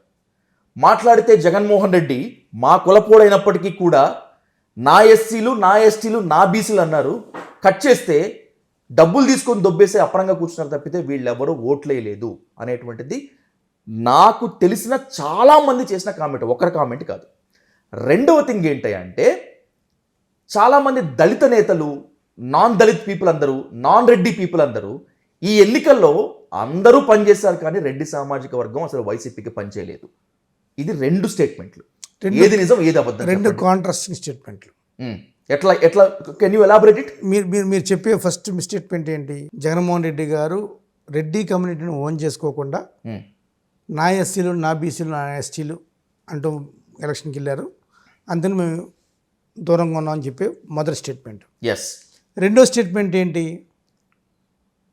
ఎవరైతే జగన్మోహన్ రెడ్డి గారు ఓన్ చేసుకున్న కమ్యూనిటీయే వాళ్ళు జగన్మోహన్ రెడ్డి గారి వైపు లేరు, మేము ఉన్నామని చెప్పే స్టేట్మెంట్. ఎగ్జాక్ట్లీ. ఇక్కడ ఏ కమ్యూనిటీ అని కావచ్చు, కమ్యూనిటీస్ గురించి మాట్లాడుకోవాల్సిన అవసరం లేదు. ఇప్పుడు ఏ స్టేట్మెంట్, ఏ కమ్యూనిటీ అయినా సరే ఎవరు జగన్ గారిని ఓన్ చేసుకున్నారు అనేది జగమైన సత్యం. ఇది దానికి ఎవరు కూడా ఒకళ్ళు వచ్చి నేను అక్నాలెడ్జ్ చేసుకోవాల్సిన అవసరం లేదు. 2019లో మీకు 151 సీట్ల సునామీ రావడానికి ఎస్సీ, ఎస్టీ, బీసీలు, మైనార్టీలే ప్రధాన కారణం. అదే 2024లో 11 సీట్లు రావడానికి వీళ్ళే దెబ్బ కొట్టారనేది ఇంకొకటి మాట. మాకు 40% ఓట్లు వచ్చినాయి. ఓకే. ఈ 40% ఓట్లు ఎవరి చెప్పండి? ఈ 40% కనుక చూసుకున్నట్టయితే ఖచ్చితంగా ఎస్సీ, 40% ఎవరి? మైనార్టీలు వేస్తేనే వస్తాయి. 40% ఎవరి? ఈ 40% ఓట్లు తేల్చండి ఎవరు? మీరు తీయండి, ఎక్కడ అవసరం లేదు. ఒక 2-3 కాన్స్టిట్యున్సీలు తీయండి, ర్యాండమ్గా తీయండి. ఏ ఏరియాలో ఓట్లు వచ్చినాయి, ఏ ఏరియాలో ఓట్లు రాలేదు చెప్పండి. సో ఎస్సీలు వేయలేదు, బీసీలు వేయలేదు, మహిళలు వేయలేదు అని కాదు, మనం అనుకున్నంత రీతిగా వేయలేదు. ఓకే. మనం ఎక్స్పెక్ట్ చేసిన రీతిగా వేయలేదు. జగన్మోహన్ రెడ్డి 2019లో వేసినట్టు 2024లో వేయలేదు. ఎస్. జగన్మోహన్ రెడ్డి అది ఫ్యాక్ట్. రెడ్లే దించారా, రెడ్లే ఓడించారా? ఇది వాస్తవమా కాదా? ఇక్కడ ఏ ఒక్క కమ్యూనిటీ ఏ గవర్నమెంట్ని కూడా నిలబెట్టలేదండి. కమ్యూనిటీల సమూహం ఇది. ఒక రెడ్లే జగన్మోహన్ రెడ్డి గారిని నిలబెట్టలేరు, ఒక కమ్మవారే చంద్రబాబు నాయుడు నిలబెట్టలేరు. అది పచ్చి బూత్. అది ఏ పార్టీ అయినా నిలదొక్కోవాలన్నా, ఏ పార్టీ అయినా అధికారంలో ఉండాలన్నా అన్ని కమ్యూనిటీస్ ఉండాలి. అన్ని కమ్యూనిటీస్ కలిసి ప్రయాణం చేస్తేనే గవర్నమెంట్ నిలబెడుతుంది. 2024 సార్వత్రిక ఎన్నికల్లో ఎలాగైనా సరే చంద్రబాబు నాయుడు గారిని గెలిపించుకొని తీరాల్సిందే అని పంతం పట్టినటువంటి కమ్మ సామాజిక వర్గం కసిని ప్రపంచం మొత్తం చూసింది. కానీ అదే 2024 ఎన్నికల్లో జగన్మోహన్ రెడ్డిని మళ్ళీ గెలిపించుకొని తీరాల్సిందే అనేటువంటి పంతం రెడ్లలో కనిపించలేదు. కనిపించకపోవడానికి కారణం మీరే చెప్పారు. ఏమని చెప్పారు? జగన్మోహన్ రెడ్డి గారు నా ఎస్సీ, నా బీసీ, నా ఎస్టీ అంటున్నారు తప్ప నా గురించి రిప్రజెంట్ చేయట్లేదు. నేనేమైపోయాను, నేను పార్టీకి జెండా మోసాను కదా, పార్టీని భుజానం మోసాను కదా, నా గురించి ఇప్పుడు జగన్మోహన్ రెడ్డి గారు మాట్లాడరేంటి అని ఒక బాధ అయితే వాళ్ళలో ఉంది కదా. నేను మీకు ఈ ఇంటర్వ్యూ మొదట్లో చెప్పాను కదా, మనం కొత్త కాన్సెప్ట్ తోటి మనం ముందుకెళ్ళాం. ఏదైతే సోషల్ ఇంజనీరింగ్ ద్వారా ఎవరైతే డ్రౌన్ పీపుల్ని వాళ్ళని అప్లిఫ్ట్ చేసి పైన పెట్టాలని ఒక కొత్త కాన్సెప్ట్ తోటి జగన్మోహన్ రెడ్డి గారు వెళ్ళారు. ఓకే. కానీ జగన్మోహన్ రెడ్డి గారు ఆలోచనలు చాలా దూరం అయితే ఈ కమ్యూనిటీస్ కూడా జగన్మోహన్ రెడ్డి గారి ఆలోచనలతో వేగంగా జగన్మోహన్ రెడ్డి గారి ఆలోచనలతో సమానంగా పరిగెత్తలేకపోయినాయి. మీకు ఎస్సీస్ని, ఎస్టీస్ని, మహిళల్ని, బీసీలని అప్గ్రేడ్ చేయాలనుకున్నారు జగన్మోహన్ రెడ్డి గారు.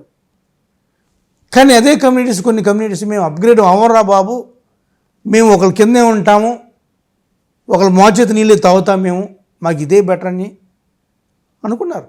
వైసీపీలో నిజంగా రెడ్ల పెత్తనం లేదా అరుణ్ గారు? అలా ఏం ఉండదండి. అంటే చూడటానికి కాంగ్రెస్ పార్టీయో లేదా వైసీపీయో రెడ్ల పార్టీ అనో లేకపోతే ఇది కమ్మూరు పార్టీ అనేది కాపుల పార్టీ అనో అంటారు తప్ప వాస్తవంగా అలా ఏమి ఉండదు. వైసీపీలో నిజంగా రెడ్ల పెత్తనం లేకపోతే, వైసీపీలో జగన్మోహన్ రెడ్డి గారి చుట్టూ రెడ్ల కోటరీ లేకపోతే, I'm asking you straight question, who ఈ సజ్జల రామకృష్ణారెడ్డి అండి? ఎవరు? మీరు తెచ్చిపెట్టుకున్నారు ఆయన గవర్నమెంట్ సలహాదారుడు అని చెప్పి, కానీ సలహాదారులే జగన్మోహన్ రెడ్డిని సంకనాకించారు అని చెప్పి చాలా మంది చెప్తున్నారు. అగైన్ ఐఎమ్ ఆస్కింగ్ యూ, సలహాదారులే జగన్మోహన్ రెడ్డి గారిని సంకనాకించలేదా? సజ్జల రామకృష్ణారెడ్డి అండ్ సజ్జల భార్గవ్ రెడ్డి వైసీపీ ఓటమిలో కీలక పాత్ర పోషించలేదా? ఇప్పుడు ఎవరో ఒకరిద్దరు సలహాలు చెప్పితే ఆ సలహాలతో నడిచే పార్టీ వైఎస్ఆర్ కాంగ్రెస్ పార్టీ కాదు. ఫస్ట్ థింగ్, ఈ సలహాల మీదే జగన్మోహన్ రెడ్డి గారు నిర్ణయం తీసుకుంటారనుకోవడం అవివేకం. ఎందుకంటే జగన్మోహన్ రెడ్డి గారి నేచర్ అది కాదు. జగన్మోహన్ రెడ్డి గారు ఏ సలహాదారుడు చెప్తే వైఎస్ఆర్ కాంగ్రెస్ పార్టీ పెట్టారు చెప్పండి? జగన్మోహన్ రెడ్డి గారికి ఏ సలహాదారుడు ఉంటే సోనియా గాంధీని జగన్మోహన్ రెడ్డి గారు ఏ సలహాదారుడు ఉంటే ఓదార్పేత్ర చేశాడు? జగన్ గారికి ఏ సలహాదారుడు ఉండి కాంగ్రెస్ పార్టీకి రిజైన్ చేసి తను పార్టీ పెట్టుకొని నేను ఆయన ఇద్దరు కలిసి ఒక ఎమ్మెల్యే ఒక ఎంపీతో స్టార్ట్ చేశారు. సో ఈ సలహాదారుల మాటే వింటారు, ఈ సలహాదారుల ద్వారా జగన్ గారు యాక్ట్ చేస్తారనుకోవడం పొరపాటు. ఓకే, ఎవరి సలహాలు వినకపోతే, అసలు సలహాలు తీసుకోవడానికి సిద్ధంగా లేకపోతే, ఒక నిమిషం మీరు అడిగిన క్వశ్చన్కి సమాధానం. మీరేమన్నారు? ఈ సలహాదారుల వల్లే జగన్మోహన్ రెడ్డి గారు పతనం అయ్యారని చెప్తున్నారు. నేనేం చెప్తాను, వీళ్ళు ఇచ్చే ప్రతి సలహా కూడా జగన్మోహన్ రెడ్డి గారు తీసుకోవాల్సిన అవసరం లేదు. ఓకే, ఆయన నిర్ణయించుకునే శక్తి, ఆ విచక్షణ, ఆ పవరు ఆయనకు ఉందని చెప్తాను. ఒకటి. రెండోది, మీరు ఎవరు ఈ సజ్జల రామకృష్ణారెడ్డి గారు అని అంటున్నారు. సజ్జల రామకృష్ణారెడ్డి గారు is instrumental for the party. మొదటి నుంచి కూడా సజ్జల రామకృష్ణ గారు కావచ్చు, లేకపోతే సారెడ్డి గారు కావచ్చు, సుబ్బారెడ్డి గారు కావచ్చు, లేకపోతే పెద్దిరెడ్డి గారు కావచ్చు, వీళ్ళందరూ కూడా పార్టీ పునాదులు. వీళ్ళంతా కొత్తగా సజ్జల రామకృష్ణారెడ్డి గారు వచ్చినాయని కాదే, కొత్తగా సజ్జల రామకృష్ణారెడ్డి గారు వచ్చి పార్టీకి సలహాలు ఇస్తున్న వాళ్ళు కాదే. వీళ్ళందరూ డే 1 నుంచి పార్టీ నిర్మాణంలో భాగస్వామ్యం వాళ్ళు. తప్పకుండా వీళ్ళ పాత్ర చాలా పెద్ద పాత్ర. అవును, నేను చెప్పేది అదే, వీళ్ళ పాత్ర చాలా పెద్ద పాత్ర.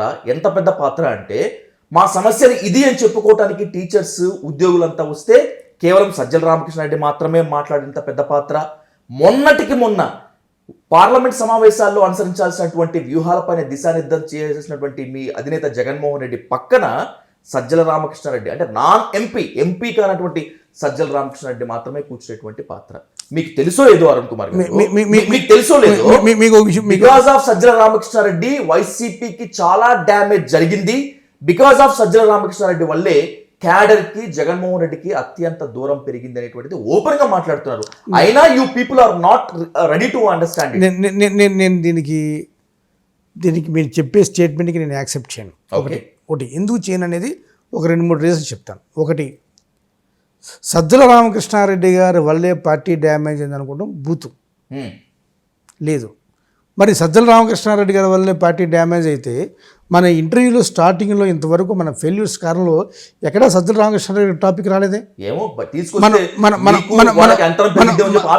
మన వాలంటరీ వ్యవస్థ గురించి మాట్లాడుకున్నాం, పార్టీకి కార్యకర్తల లింక్ తగ్గిపోయిందని మాట్లాడుకున్నాం, అమరావతి గురించి మాట్లాడుకున్నాం, ఒక సామాజిక వర్గానికి వ్యతిరేకమయ్యామని చెప్పుకున్నాం, ఒక వ్యక్తిని నిత్యం దూషించడం వల్ల ఆ కాపులందరూ కలిసి పవన్ కళ్యాణ్ చేరి పవన్ కళ్యాణ్ని ప్రేమించని చెప్పుకున్నాం. మనం ఉద్యోగస్తుల విషయంలో కొంచెం ఫెయిల్ అని చెప్పుకున్నాం. మనం కొంచెం విజయమ్మ గారు, షర్మిల గారి వల్ల కాస్త వెనకబడ్డామని చెప్పుకున్నాం. ఈ కారణాలు ఎక్కడ సజ్జల రామకృష్ణ రాలేదే. కాకపోతే ఏంటంటే ఒక్కసారి సక్సెస్ వచ్చినప్పుడు ప్రతి ఒక్కరు కూడా పక్కన వాళ్ళు కూడా చాలా సక్సెస్ఫుల్ పీపుల్ అనుకుంటారు. ఒక్కసారి ఫెయిల్యూర్ వచ్చినప్పుడు ఆబ్వియస్గా ఏం చేస్తారు, ఆ పక్కన వాళ్ళు ఈ పక్కన వాళ్ళు ఈ పక్కన వాళ్ళు అందరూ నిందిస్తుంటారు. ఈ కారణం ఒకటి చెప్పండి, సజ్జల రామకృష్ణారెడ్డి గారు ఏ నిర్ణయం చెప్పితే ఆ నిర్ణయాన్ని జగన్మోహన్ రెడ్డి గారు పాటించి ఆ నిర్ణయంతో రాష్ట్రం ఓడిపోయింది. ఒకటి చెప్పండి నాకు. ఆయన చెప్పిన సజ్జల మీరు అడగటంలో కట్టలేదు. మీరు అడిగేది ఇప్పుడు ఏం చెప్పాలి? మీరు ఏదైనా when you make a statement you should have valid point. ఇక్కడ మీరు ఉద్యోగస్తుల గురించి మాట్లాడారు. ఉద్యోగస్తులు ఎక్కడ జరిగింది మనకి చెప్పండి. ఉద్యోగస్తుల్లో సిపిఎస్ విషయంలో మనకి అవును ఒక డిబేట్ జరిగింది. సిపిఎస్ఆ ఓపీఎస్ఆ అని జరిగింది. సో మేము నిజంగా కూడా తెలివైన రాజకీయ నాయకులు అయితే సిపిఎస్ ఒప్పుకునేవాళ్ళం. ఎందుకు ఒప్పుకునేవాళ్ళం? 2035 తర్వాత వాళ్ళకి వచ్చేది పెన్షన్, ఇప్పుడు కాదు, 2035. ఆ 2035లో ఎవరు రెడ్డో ఎవరు రాజో ఎవరికి తెలియదు. మనం ఫస్ట్ నడిచిపోయేది. కానీ మేము అలా చేయలే. మేము తీసుకునే నిర్ణయాల్లో భవిష్యత్తులో కూడా ఎవరికి కూడా చెడు ప్రభావం కలగకూడదని మేము ఒకదాన్ని స్టిక్ అయ్యాం. అది పార్టీ నిర్ణయం. పార్టీ నిర్ణయాన్ని ఎవరో ఒకరి చేత చెప్పించాలి. అది సజ్జల రామకృష్ణారెడ్డి చెప్తారా, మొండితో కరుణ్ కుమార్ చెప్తారా అనేది పార్టీ నిర్ణయాన్ని మేము చెప్తాం. అంతే తప్ప మా సొంత నిర్ణయాలు ఉండవు. ఇది పార్టీ ఉమ్మడి సమీక్షలో భాగంగా అందరూ కలిసి కూర్చొని మాట్లాడుకొని పార్టీ స్టాండ్ దీని మీద ఉంది. అసలు మీ వైసీపీలో అంతర్గత ప్రజాస్వామ్యం ఉందా?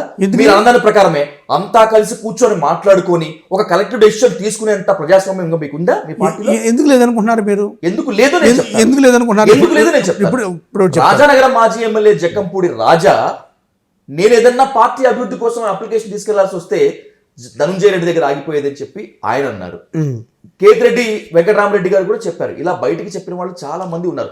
మీకు నిజంగా అంతర్గత ప్రజాస్వామ్యమే ఉండి ఉంటే ఈ సజ్జల రామకృష్ణారెడ్డి దగ్గర లేకపోతే ధనుంజయ రెడ్డి దగ్గర లేకపోతే ఇంకో రెడ్డి దగ్గర ఎందుకు ఆగిపోయేవాళ్ళు? అరుణ్ కుమార్ గారు you can directly contact Jaganmohan Reddy గారు కదా.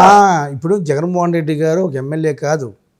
జగన్మోహన్ రెడ్డి గారు ఏదో 2-3 ఎమ్మెల్యేలు చూసేవాడు కాదు.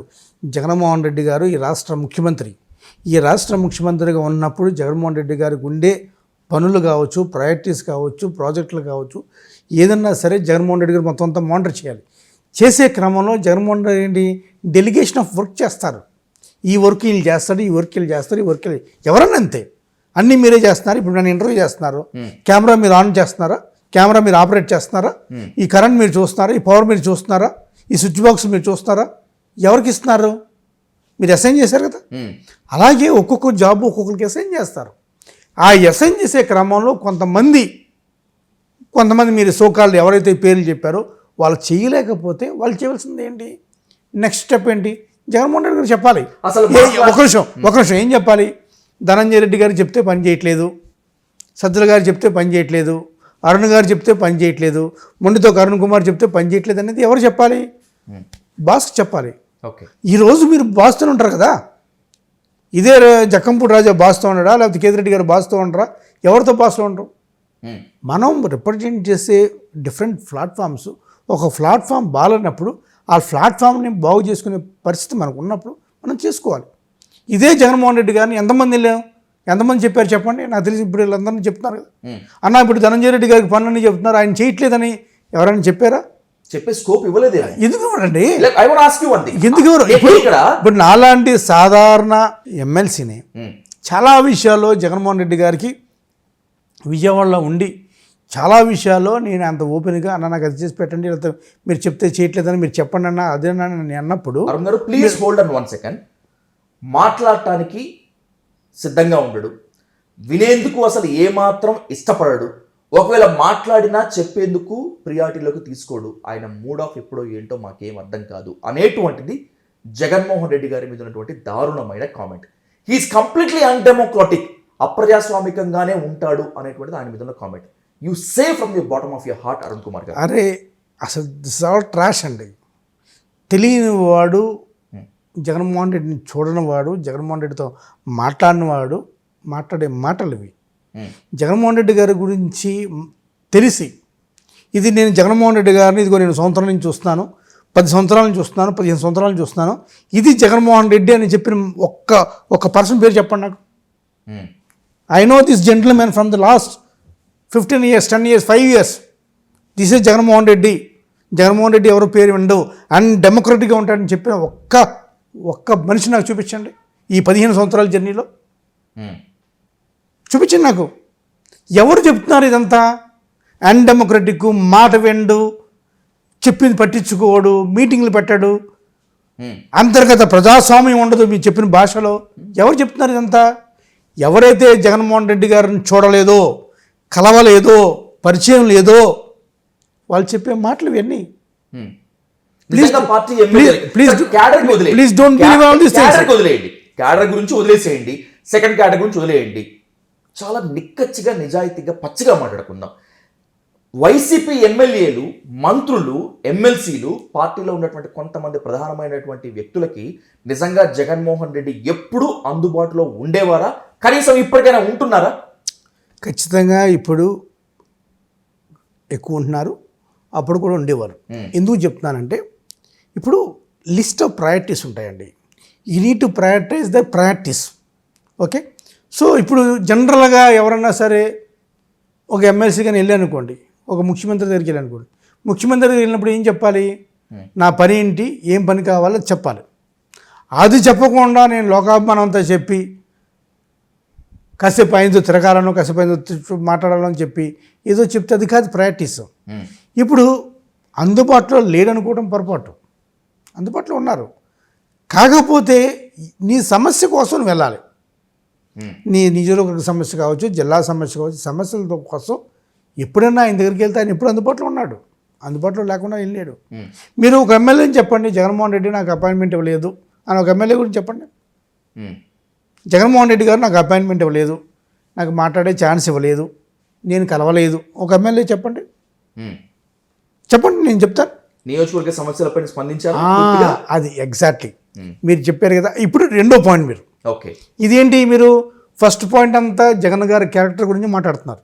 జగన్ గారి క్యారెక్టర్ అసాసినేషన్ చేసే భాగంగా జగన్ గారి మీద వచ్చే కామెంట్స్ అన్నీ చెప్పుకుంటూ వస్తున్నారు. ఇప్పుడు రెండోది ఏంటి? నియోజకవర్గ సమస్యలన్నీ చేస్తున్నారని. ఖచ్చితంగా చేయలేదు, ఖచ్చితంగా చేయలేదు. నేను చెప్తున్నాను కదా, చేయలేదు. ఎందుకని? ప్రాక్టీస్లో భాగంగా మనకు వచ్చిన బడ్జెట్, మనకున్న బడ్జెట్, మనం తీసుకొచ్చే అప్పులు ఇవన్నీ కూడా మనం ఏం చేసాం? మనం ఎక్కువ వెల్ఫేర్ మీద స్పెండ్ చేసాం, డెవలప్మెంట్ మీద స్పెండ్ చేయలేదు. అదేగా నేను చెప్పేది. ఓకే, మనం పూర్తిగా వెల్ఫేర్ మీద అవ్వటం వల్ల మనం చిన్న చిన్న బేసిక్ థింగ్స్, రోడ్లు కావచ్చు. ఇప్పుడు మీరు అడిగే క్వశ్చన్, డొక్కు రోడ్లు అంటే అటువంటి చిన్న చిన్నవి మనం చేసి ఉంటే బాగుండేది. దాన్ని మనం చేయలేకపోయాం. మహా తిప్పు కొడితే ఒక 1000 కోట్లు ఒక పథకం ఖరీదు. ఒక పథకాన్ని ఆపి ఈ 1000 కోట్లు పెట్టి రాష్ట్రంలో అన్ని రోడ్లు కూడా అట్లీస్ట్ రిపేర్లు చేసి ఉంటే బాగుండేది. కొత్త రోడ్లు అయిపోయినా అది చేయలేకపోవడం వల్ల మనం ఓడిపోయాం. అటువంటి చిన్న చిన్నవి చేయకపోవడం వల్ల మనం ఓడిపోయాం. ఇది మాత్రమే కాదు, మీ ఓటమిలో కీలక పాత్ర పోషించింది ఐపాక్. ఓకే, ఇది కంప్లీట్ అవునండి, ఇది కంప్లీట్. సో మనం ఎక్కువ వెల్ఫేర్ మీద స్పెండ్ చేయటం వల్ల, ఎక్కువ వెల్ఫేర్ మీద ప్రయారిటీ ఇవ్వటం వల్ల, చిన్న చిన్న పనులు చేసుకోకపోవటం వల్ల చాలా నియోజకవర్గాల్లో సమస్యలుగానే మిగిలిపోయినాయి. మన వెల్ఫేర్ ఏమో బయటికి కనపట్లేదు, మనం ఇచ్చిన డబ్బులు కనపట్లేదు, అదేదో రోడ్డే కనిపిస్తుంది. ఓకే, మనం ఏంటి, ఇంట్లో పూర్తిగా కడుపు నిండి మనం రోడ్డు ఎక్కేటప్పటికి రోడ్డు మీద గుంటలు కనపడేటప్పుడు గవర్నమెంట్ రోడ్లు వెళ్ళేది అంటున్నాం. అంతే తప్ప నాకెంత ఇచ్చింది జగన్మోహన్ రెడ్డి గారు అనేది వాడు మాట్లాడట్లేదు. వాడు మాట్లాడకపోవడం వల్ల వాడు జరిగిన మేలు వాడు చెప్పకపోగా రోడ్డు గురించి మాట్లాడుతున్నాడు. అది ఇదనంతే. ఇప్పుడు లిక్కర్ ఉంది. లిక్కర్ ఏమన్నారు అందరూ? జగన్మోహన్ రెడ్డి గారు కొత్త కంపెనీలు పెట్టారు, లేకపోతే సొంత కంపెనీలు పెట్టారు, జే బ్రాండ్లు పెట్టారు అని చెత్తంతా వాగుతూ ఉంటారు. మనం ఏంటి, లిక్కర్ గురించి మన కాన్సెప్ట్ ఏంటి? ఫస్ట్ అసలు మనం మద్యపాన నిషేధం ఫస్ట్ మనం అది వీలు అవ్వట్లేదు కాబట్టి కన్జంప్షన్ ఆఫ్ ఆల్కహాల్ తక్కువ చేయాలి, బెల్ట్ షాపులు తీసేయాలి, ఒక సిస్టమేటిక్ టైమింగ్స్ ఉండాలి అని చెప్పి మనం చాలా మోడెస్టీగా ఉమ్, చాలా ఆర్గనైజ్డ్గా మనం రన్ చేసాం. ఉమ్, రన్ చేసినప్పుడు కన్జంప్షన్ ఆఫ్ ఆల్కహాల్ తగ్గిందా లేదా? ఉమ్, ఖచ్చితంగా తగ్గింది.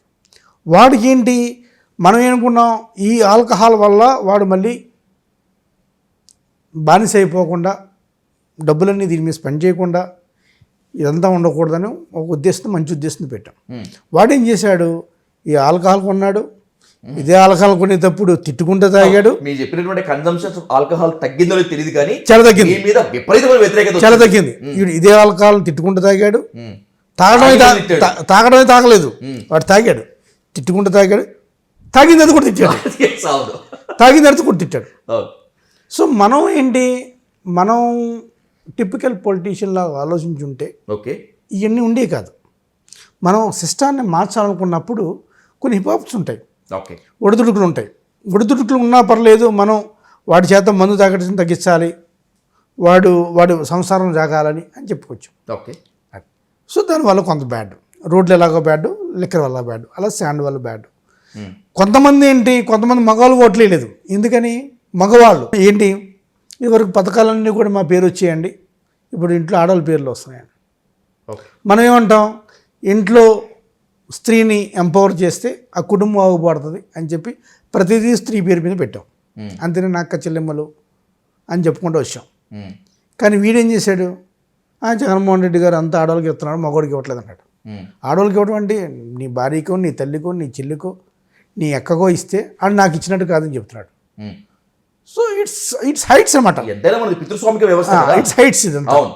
సో మనం ఒక ఆ సిస్టమ్కి అలవాటు చేసే క్రమంలో నేను చెప్పాను కదా, జగన్మోహన్ రెడ్డి గారు చాలా దూరం ఆలోచించారు. కానీ అంత దూరం ఈ సొసైటీ ఆలోచించలేకపోయింది, జగన్మోహన్ రెడ్డి గారితో పాటు పరిగెత్తలేకపోయింది. అంతనే మనం వెనకబడి ఉన్నాం. లేకపోతే సామాజిక కోణంలో భాగంగా ఆలోచించి, ఉమ్, మీరు ఇందాక చెప్పారు సార్, రెడ్డిళ్ళు పరిపాలిస్తున్నారు, రెడ్డిల్ డామినేషన్ ఉంది, రెడ్లే మొత్తం చుట్టూ ఉన్నారు, లేకపోతే రెడ్డిల్లే జరుగుతుందని చెప్పారు కదా. అలా అనుకుంటే జగన్మోహన్ రెడ్డి గారి క్యాబినెట్లో ఎంతమంది రెడ్లు? ఉమ్. ఇద్దరు. సోషల్ ఇంజనీరింగ్ లో మీరు ఎక్స్పర్ట్స్ Social అది చెప్పుకున్నారు, అయినా కూడా అయినా ఏమైనా కాదు. దెబ్బ కొట్టింది కదా. అదేగా చెప్తాను, సోషల్ ఇంజనీరింగ్లో మనం ఎంత చేస్తే ఆ సొసైటీ లిఫ్ట్ అవ్వలేదు. ఉమ్, ఎందుకు అవ్వలేదు, వాళ్ళ థింకింగ్ అలా లేదు. It takes time. ఉమ్, ఇప్పుడు మీకు ఎలా ఉందంటే, ఇంగ్లీష్ ఎడ్యుకేషన్ ఉన్నాయి, ఎడ్యుకేషన్ మనం ఏం చెప్పాం, ఇంగ్లీష్ మీడియం పెట్టాలన్నాం, సిబిఎస్ఈ అన్నాం, తర్వాత బైజూస్ అన్నారు, బైజూస్ అన్నాం, ట్యాబ్స్ అన్నాం, చేశారు. చేసాం. ఉమ్, కానీ వీళ్ళు ఎంత కోపయ్యారా, ఉమ్, స్టూడెంట్స్ రెడీగా ఉన్నారు కానీ టీచర్లు రెడీగా లేరు. టీచర్లు ఏమంటారు, మాకు ఇచ్చే 60,000 70,000 తోటి ఇన్ని తలకాయ నొప్పులు అవసరమా? ఇన్ని తలకాయ నొప్పులు అవసరమా అన్నారు. ఒక 35 మార్కులతోటి పాస్ అయిన టీచరు, ఒక బీఈడీ పాస్ అయిన టీచర్, ఆ బీఈడీ తెలుగులో పాస్ అయిన టీచరు, ఆ టీచర్కి మనం ఇంగ్లీష్లో చెప్పమంటే అది చెప్పడానికి రెడీగా ఉన్నాడు. ఆ టీచరు ఉమ్, రెడీగా లేకపోగా, నేను రెడీగా లేను అని చెప్పకుండా, ఈ సిస్టమ్ అంటే ఎందుకండి, ఇంగ్లీష్ ఎవరు చెప్తాడండి, ఇంగ్లీష్ ఎందుకండి, బైజూస్ ట్యాబ్లు ఇస్తే పాడైపోతారండి, లేకపోతే ట్యాబ్ ఇవ్వటం ఏంటండి, అయినా ఈ స్కూల్ ఇంగ్లీష్ ఏంటండి, ఇంగ్లీష్ చదవగాలంటే ప్రైవేట్ స్కూల్కి వెళ్ళాలని మాట్లాడారు. రైట్. ఇలా ఇలా చెప్పుకుంటే ఒక రెవల్యూషనరీ థింకింగ్ ఉన్న వ్యక్తి జగన్మోహన్ రెడ్డి గారు, అది నేను చెప్పగలను. ఎగ్జాక్ట్లీ. ఇలా చెప్పుకుంటూ పోతే చాలా ఉన్నాయి కానీ అరుణ్ కుమార్ గారు, let's conclude with 2 important questions. చెప్పండి. దీనికి మీరు వివరణిస్తారో లేకపోతే నర్మగర్భంగా కుండభద్రగా మాట్లాడతారో మీరు నాకు చెప్పాలి. ఫస్ట్ ఆఫ్ ఆల్, వైసీపీని ఓడించింది ప్రజలే. ప్రజల కన్నా ముందు వైసీపీ ఓడిపోవటానికి కారణం ఐపాక్. ఏం చేద్దాం అనుకున్నాడు అసలు మీ సీఎం ఐపాక్ ద్వారా? ఓట్లు వేయాల్సిన వాళ్ళు ప్రజలు, ఓట్లు వేయించుకోవాల్సిన వాళ్ళు నేతలు. కానీ ఎమ్మెల్యేలు ఏం చేయాలో, ఎంపీలు ఏం చేయాలో, ఎమ్మెల్సీలు ఏం చేయాలో, ఏది ఖచ్చితంగా చేసి తీరాలో అని చెప్పి కొరడా దెబ్బలు కొట్టినట్టు చూపించింది ఐపాక్. కట్ చేస్తే ఏమైంది? 11 సీట్లు. అర్థమైందా ఐపాక్ యొక్క ఇంపాక్ట్ ఇప్పటికైనా కూడా? మీరు అడిగే క్వశ్చన్లో ఐపాక్ అనేది ఒక కన్సల్టెన్సీ ఏజెన్సీ. ఓకే. ఈ 5 సంవత్సరాల్లో ఎలక్షన్ మేనేజ్మెంట్ చేయడం కోసం మనం తీసుకున్న ఏజెన్సీ ఇది. ప్రతి పార్టీ ప్రతి ఒక్కరికి ఒక ఏజెన్సీ ఇస్తుంది. మాకు ఐపాక్ కావచ్చు, వాళ్ళకి రాబిన్సన్ శర్మ కావచ్చు, షో టైం కావచ్చు, లేకపోతే కాంగ్రెస్ పార్టీకి సునీల్ కావచ్చు, ఇంకెవరికైనా కావచ్చు. ప్రతి పార్టీకి ఒక మేనేజ్మెంట్ కన్సల్టెన్సీ అనేది ఇప్పుడు కార్పొరేటైజ్ ఆఫ్ పాలిటిక్స్ అయిపోయింది. సో ఈ క్రమంలో మేము చేసిన తప్పు, జగన్మోహన్ రెడ్డి గారు కావచ్చు, పార్టీ కావచ్చు, మేము చేసిన తప్పు ఏంటంటే వాళ్ళకున్న లిమిట్స్ని వాళ్ళ బౌండరీస్ని ఆ బౌండరీస్ మనం క్లియర్గా డ్రా చేయడం వల్ల వచ్చిన సమస్య ఒకటి. మీ వాళ్ళ బౌండరీస్ మీరు డ్రా చేయలేదా? మేము డ్రా మీ బౌండరీస్ వాళ్ళు డ్రా చేశారా? నేను చెప్తున్నాను కదా, మేము వాళ్ళ బౌండరీస్ని కరెక్ట్గా డ్రా చేయలేదు. ఓకే, వాళ్ళ లిమిటేషన్స్ మేము వాళ్ళకి సరిగ్గా చెప్పలేదు. వాళ్ళు ఎక్కడ పని చేయాలో ఏం పని చేయాలో మేము చేయలేదు. నాలుగోది మోస్ట్ ఇంపార్టెంట్, వాళ్ళు మనకు కావాల్సింది ఎలక్షన్ టైంలోనే కావాలి తప్ప త్రూ అవుట్ మనకు అవసరం లేదు. ఈ 4 విషయాల్లో మేము తప్పు చేసాం. రైట్. సో మేము తప్పు చేసిన తర్వాత వాళ్ళు ఏం చేశారు, మా బౌండరీస్ వాళ్ళు డ్రా చేశారు, మాకు లిమిటేషన్స్ ఇచ్చారు. మేము ఎవడు ఫిట్ కాదో చెప్పాడు, మేము ఏ పని చేయాలి ఏ పని చేయకూడదో చెప్పాడు, మేము ఏం చేస్తే బాగుంటుందో వాడు చెప్పాడు. ఓకే. సో కొన్నిసార్లు అంటే ఎక్కువసార్లు అయిపోయాక వాళ్ళు రాగానే మాలో మేము నవ్వుకునేవాళ్ళం, ఖచ్చితంగా నవ్వుకునేవాళ్ళం. ఈడేంట్రా బాబు ఈడేం చెప్తున్నాడు ఇప్పుడు అని. కానీ ఒక పార్టీ ఒక సిస్టమ్ తీసుకున్న తర్వాత, పార్టీ ఒక గైడ్లైన్స్ తీసుకున్న తర్వాత దాన్ని గుడ్డిగా మనం ఫాలో అవ్వాల్సిందే. మనం ఇప్పుడు జగన్మోహన్ రెడ్డికి తెలిసి సార్ ఈ ఐపాక్ కూడా పని చేయట్లేదు, నాకు ఈ ఐడియాస్ బాగాలేదు, నాకు నా నందిగామకి ఈ ఐపాక్ వద్దంటే అవ్వదు, అది అయ్యే పని కాదు. సో అలాగా చాలా చోట్ల 98% 99% మా అభ్యర్థులందరం కూడా ఐపాక్ ద్వారా ఇబ్బంది పడిన వాళ్ళమే. ఎందుకంటే మేము చూసే ఏదైనా సమస్య వస్తే మేము చూసే విధానం వేరుగా ఉండేది, వాళ్ళు చూసే విధానం వేరుగా ఉండేది. మా ఆపరైజేషన్ వేరుగా ఉండేది, వాళ్ళ ఆపరైజేషన్ వేరుగా ఉండేది. ఎంపీలను, ఎమ్మెల్యేలను, ఎమ్మెల్సీలను ఐపాక్ టీమ్ గైడ్ చేయలేదు, బ్లాక్మెయిల్ చేసింది, ఇది ఒక ఆరోపణ. నాకు అది బ్లాక్మెయిల్ చేసిందో ఏం చేస్తుందో నాకైతే తెలియదు. కానీ కాకపోతే వాళ్ళ సర్వీసు అంత గొప్పగా లేదు. ఓకే, అది నేను చెప్పగలుగుతాను. వాళ్ళ సర్వీస్ అంత గొప్పగా ఏం లేదు, వాళ్ళంత డ్యామ్ గుడ్ ఏం కాదు. వాళ్ళకన్నా వాళ్ళ ప్లేస్లో, ఐపాక్ ప్లేస్లో, వాళ్ళకి ఇచ్చిన ఆఫీసు వాళ్ళ సెటప్ అంతా పెట్టి ఉన్న ప్లేస్లో మేము అదే జనాన్ని మా పార్టీ నాయకులతో అక్కడ నింపుంటే కనుక మేము ఖచ్చితంగా పవర్లోకి వచ్చేవాళ్ళం. No doubt at all. Exactly. మేము ఐపాక్ వాళ్ళని కాకుండా మా పార్టీలో సిన్సియర్గా ఉండే కార్యకర్తల్ని గ్రామస్థాయి కొంతమంది సర్పంచుల్ని, కొంతమంది ఎంపీటీసీలని, కొంతమంది జడ్పీటీసీలని, కొంతమంది ఇంకేదైనా నాయకుల్ని తీసుకెళ్ళి ఐపాక్ లాంటి ఆఫీసర్ పెట్టి మీరు ఐడియాస్ ఇవ్వండి, మీరు చెప్పండి ఏం జరుగుతుందా, మేము ఫాలో అవుతామని మేము చెప్పుంటే కనుక ఖచ్చితంగా 170 సీట్లు మేము కొట్టేవాళ్ళం. ఈ మాట మీరు అదేవిధంగా చెప్పారా? జగన్మోహన్ చెప్పారా? నేను చెప్పలేకపోయాను. చెప్పేవాళ్ళు ఉంటారు, నేనైతే చెప్పలేదు. నేను ఫస్ట్ టైం మీకు చెప్తున్నాను ఇది. ఓకే. నేను కనుక పార్టీ అధ్యక్షుని అయితే నేను అదే చేసేవాడు. పార్టీ కార్యకర్తలని, నాయకుల్ని ఐపాక్ ఎక్కడ ఉంది అక్కడ పెట్టేవాడిని. వాళ్ళు కొత్తగా ఏం చేయరు, వాళ్ళకి ఏం తెలుసని ఐఏఎం మేనేజ్మెంట్లో చదువుకున్నవాడు వచ్చి గ్రాస్ రూట్ పాలిటిక్స్ గురించి నేను 14 సంవత్సరాలు 15 సంవత్సరాలు ఉన్నవాడిని నాకు రాజకీయం చెప్తాడా? నేను కూడా ప్రొఫెసర్నే కదా, నేను పుస్తకాలు రాసినోనే కదా, నేను కూడా టీచ్ చేసినోనే కదా, నేను కూడా యూనివర్సిటీలో చదువుకున్నవాడినే కదా.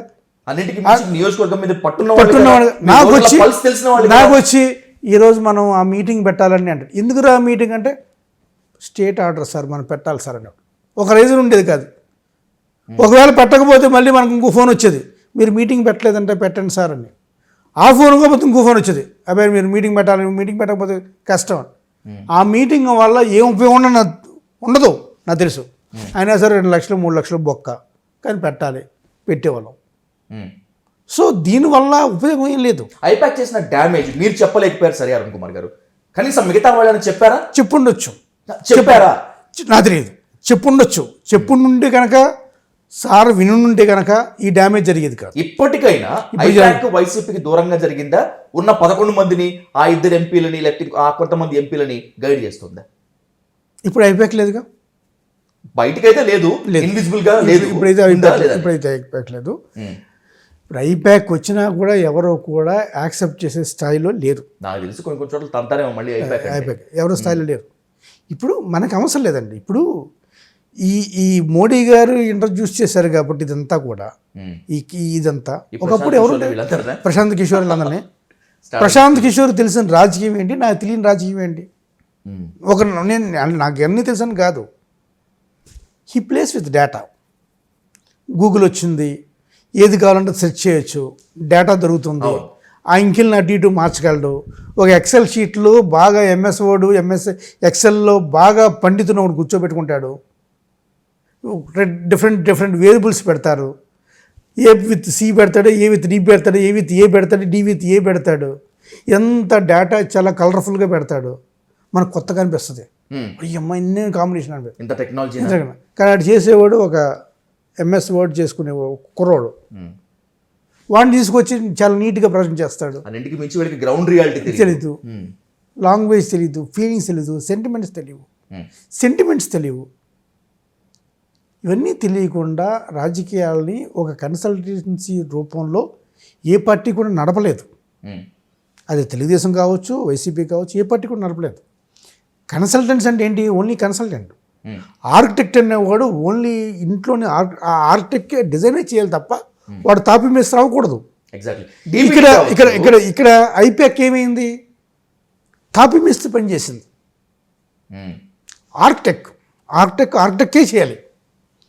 ఈ రూములో టీవీ ఎక్కడ ఉంటే బాగుంటుందని చెప్పాలి తప్ప ఆ రూము కడతాను, టీవీకి తగ్గట్టు రూము కడతానంటే అవదు. డీబీటీ కావచ్చు, వాలంటీర్లు కావచ్చు, లేకపోతే ఇప్పుడు చెప్తున్నటువంటి ఐపాక్ కావచ్చు, ఏవైనా సరే ఈ మధ్యలో చాలా వినిపిస్తున్నటువంటి మాట జగన్ మారాలి, జగన్ మారతారా లేదా, అసలు జగన్ మారడు, ఇలా స్టేట్మెంట్స్ ఎన్ని చెప్పుకోకపోవచ్చు. కానీ జగన్మోహన్ రెడ్డి నిజంగా మారతారా, ఇంకా మారాల్సిన అవసరం ఉందా? అసలు మారాలి, మారబోతున్నారు అనేది ఇట్స్ నాట్ ఏ ఇష్యూ అండి. ఇక్కడ the issue is only that does you know about the reasons for the failure. Okay, అంతే కదండి. ఆ రీజన్స్ తెలిస్తే చాలు. ఆ రీజన్స్ తెలిస్తే ఈ రీజన్స్ని ఓవర్కమ్ చేసి ఎలాగ లీడ్ చేయగలగా అనేది ఆయనకు తెలుసు. సో వాస్తవాలు ఆయనకు తెలిస్తే చాలు. మనిషి మారవసరం లేదు. ఇప్పుడు మరి ఏ మనిషి మారాడని చెప్పి 2019లో క్లీన్ స్వీప్ చేసాం మనం? చెప్పండి. పవర్లోకి రాకముందు ఒకటి, పవర్లోకి వచ్చిన తర్వాత ఒకటి కదా. ఎగ్జాక్ట్లీ అండి. ఇప్పుడు అదే చెప్తున్నాను కదా. ఇప్పుడు మీకు ఎందుకు వస్తుంది జగన్మోహన్ రెడ్డి గారి మీద? మీరు ఏంటంటే 2-3 క్వశ్చన్లు అడిగారు. జగన్మోహన్ రెడ్డి గారు కలవారంట, అంతర్గత ప్రజాస్వామ్యం ఉందా, కలుస్తారా లేదా, అపాయింట్మెంట్లు ఇస్తారా లేదా జగన్ మారారా లేదని. ఎందుకు అంటే మీరు 2019 వరకు జగన్ గారిని ఎప్పుడు ప్రజల మధ్యలో చూశారు. ఓకే, ప్రజల మధ్యలో చూశారు. ఆ బాండింగ్ ప్రతి నాయకుడికి జగన్మోహన్ రెడ్డి గారికి అది సింక్ అయ్యింది. జగన్మోహన్ రెడ్డి గారిని ఎప్పుడు కూడా దూరం నుంచి ఏ నాయకుడు చూడలేదు, ఏ కార్యకర్త దూరంగా చూడలేదు. ఏదో చెయ్యి ఊపితే జనాలందరూ చెయ్యి ఊపి సిలిపి ఎప్పుడు చూడలేదు. ఈ రాష్ట్రంలో ఏ పార్టీకి లేని విశేషం వైఎస్ఆర్ కాంగ్రెస్ పార్టీకి ఒకటి ఉంది. ఈ రాష్ట్రంలో ప్రతి వైఎస్ఆర్ కాంగ్రెస్ కార్యకర్త జగన్మోహన్ రెడ్డి గారి చేయగలిపినోడే, ముట్టుకున్నవాడే, మాట్లాడినోడే. ఏ పార్టీకి లేదు అది. ఒక్కసారి పవర్ వచ్చిన తర్వాత, అధికారం వచ్చిన తర్వాత ఆ గ్యాప్ వచ్చింది. ఎందుకు వస్తుంది?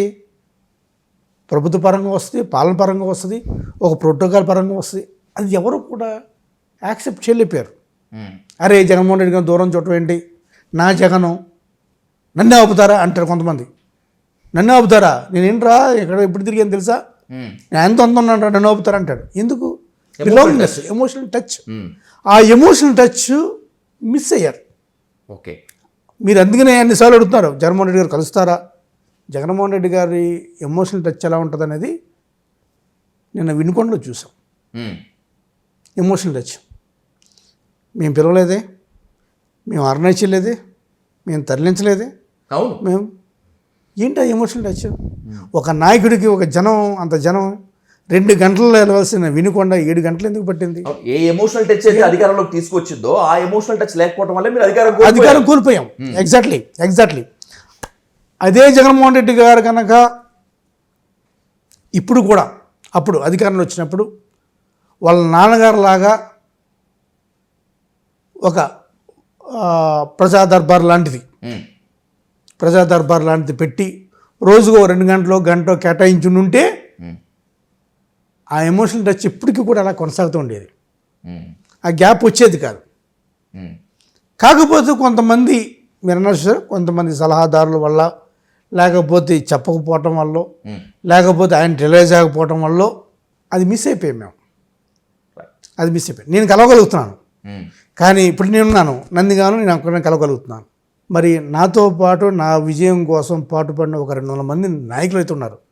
ఈ 200 మంది ఒకసారి కూడా కలవలేదు కదా జగన్మోహన్ రెడ్డి గారిని, కలవాలి, వాళ్ళే కదా కీలకం అసలు. కలవలేదు కదా. ఉమ్. ఆ కలగపోవడం వల్ల వచ్చిన తేడాయే ఈ రిజల్ట్, అంతకు మించి ఏం కాదు. ఎమోషనల్ గ్యాప్ రావడం వల్ల జరిగింది. Right, let's keep a full stop with one fire and most important question. ఇప్పుడంతా ఆపరేషన్ ఆకర్ష్ నడుస్తోంది అరుణ్ కుమార్ గారు. కార్పొరేటర్ నుంచి స్టార్ట్ అయింది, ఇది ఎమ్మెల్సీల వరకు వస్తుంది అనేటువంటిది వినికిడి, నాకున్నటువంటి కొద్దిగా ఇన్ఫర్మేషన్ కూడా. If I'm correct, operation Akarsh మీ వరకు కూడా వచ్చింది, మీ వైపు కూడా గాలం వేస్తున్నారు. అతి త్వరలో Mondithoka Arun Kumar YCP good bye చెప్తారు అనేటువంటిది నడుస్తున్నటువంటి talk. Is it right are not? అసలు కంఠంలో ప్రాణం ఉండగా అటువంటి జరగదు. ఒకవేళ కనుక జరగాలనుకుంటే రెండు జరగాలి. ఒకటి, జగన్మోహన్ రెడ్డి గారు రాజకీయాల నుంచి నిష్క్రమించాలి, లేదా నా కంఠంలో ప్రాణం పోవాలి. ఈ రెండిట్లోనే. ఎందుకు పార్టీ మారితే ఆపరేషన్ ఆకర్ష్ అంటే బయటికి చెప్పుకోవాలంటే పదవులు ఉంటాయి, వర్క్స్ ఉంటాయి, డబ్బులు ఉంటాయి, ఆ రాజకీయంగా మంచి భవిష్యత్తు ఉంటుంది. జగన్మోహన్ రెడ్డి గారితో ఉంటే ఏముంటుంది? బహుశా అయితే ఏం మిగలదేమో ఇప్పుడు. ఇంకా ఒకటి ఉండదు. ఏది ఉండదు? క్యారెక్టర్ ఉండదు. క్యారెక్టర్ ఉండదు. అంటే ఈ రాజకీయాల్లో కేవలం జగన్మోహన్ రెడ్డి గారికి మాత్రమే ఉంది క్యారెక్టర్, ఇంకెవరికి లేదా? ఇవన్నీ కాదు.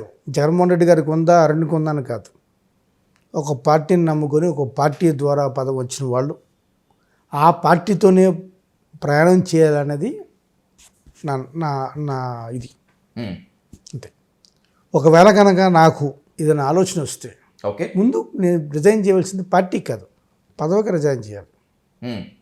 పదవికి రిజైన్ చేయాలి. సో ఈ రెండిట్లో ఏదో ఒకటి జరగాలి. పార్టీ విడిపోవాలంటే ఒకటి ఆయన నిష్క్రమించాలి, లేకపోతే నేను నా కంఠంలో ప్రాణం ఉండకూడదు. రాజకీయాల్లో ఎప్పుడు ఏది జరుగుతుందో మనం చెప్పలేం. అద్భుతాలు జరుగుతాయి, అసాధ్యాలు సుసాధ్యాలు అవుతాయి. నిజం చెప్పాలంటే ఓడలు బండ్లు అవుతాయి, బండ్లు ఓడలు అవుతాయి. చూద్దాం మునుముందు రాజకీయాల్లో అయితే ఎలా జరుగుతుందో. బట్ రాబోయేటువంటి రోజులు అత్యంత కీలకం. అరుణ్ కుమార్ గారు, ప్రతిపక్షంలో మీ నాయకుడు ఉన్నారు, మీరు ఉన్నారు. అధికార పార్టీ ఒకవేళ ప్రజా వ్యతిరేక విధానాలు కనుక అవలంబిస్తే వాటిని ఎండగట్టాల్సిన బాధ్యత కేవలం మీ మీద మాత్రమే ఉంటుంది. ఎందుకంటే ప్రజలు ప్రభుత్వాన్ని మాత్రమే కాదు, ప్రతిపక్షాన్ని కూడా ఎన్నుకుంటారు కనుక. Let's end up this show. Once again, thanks for this nice and controversial interview, Arun Kumar. Thank you so much.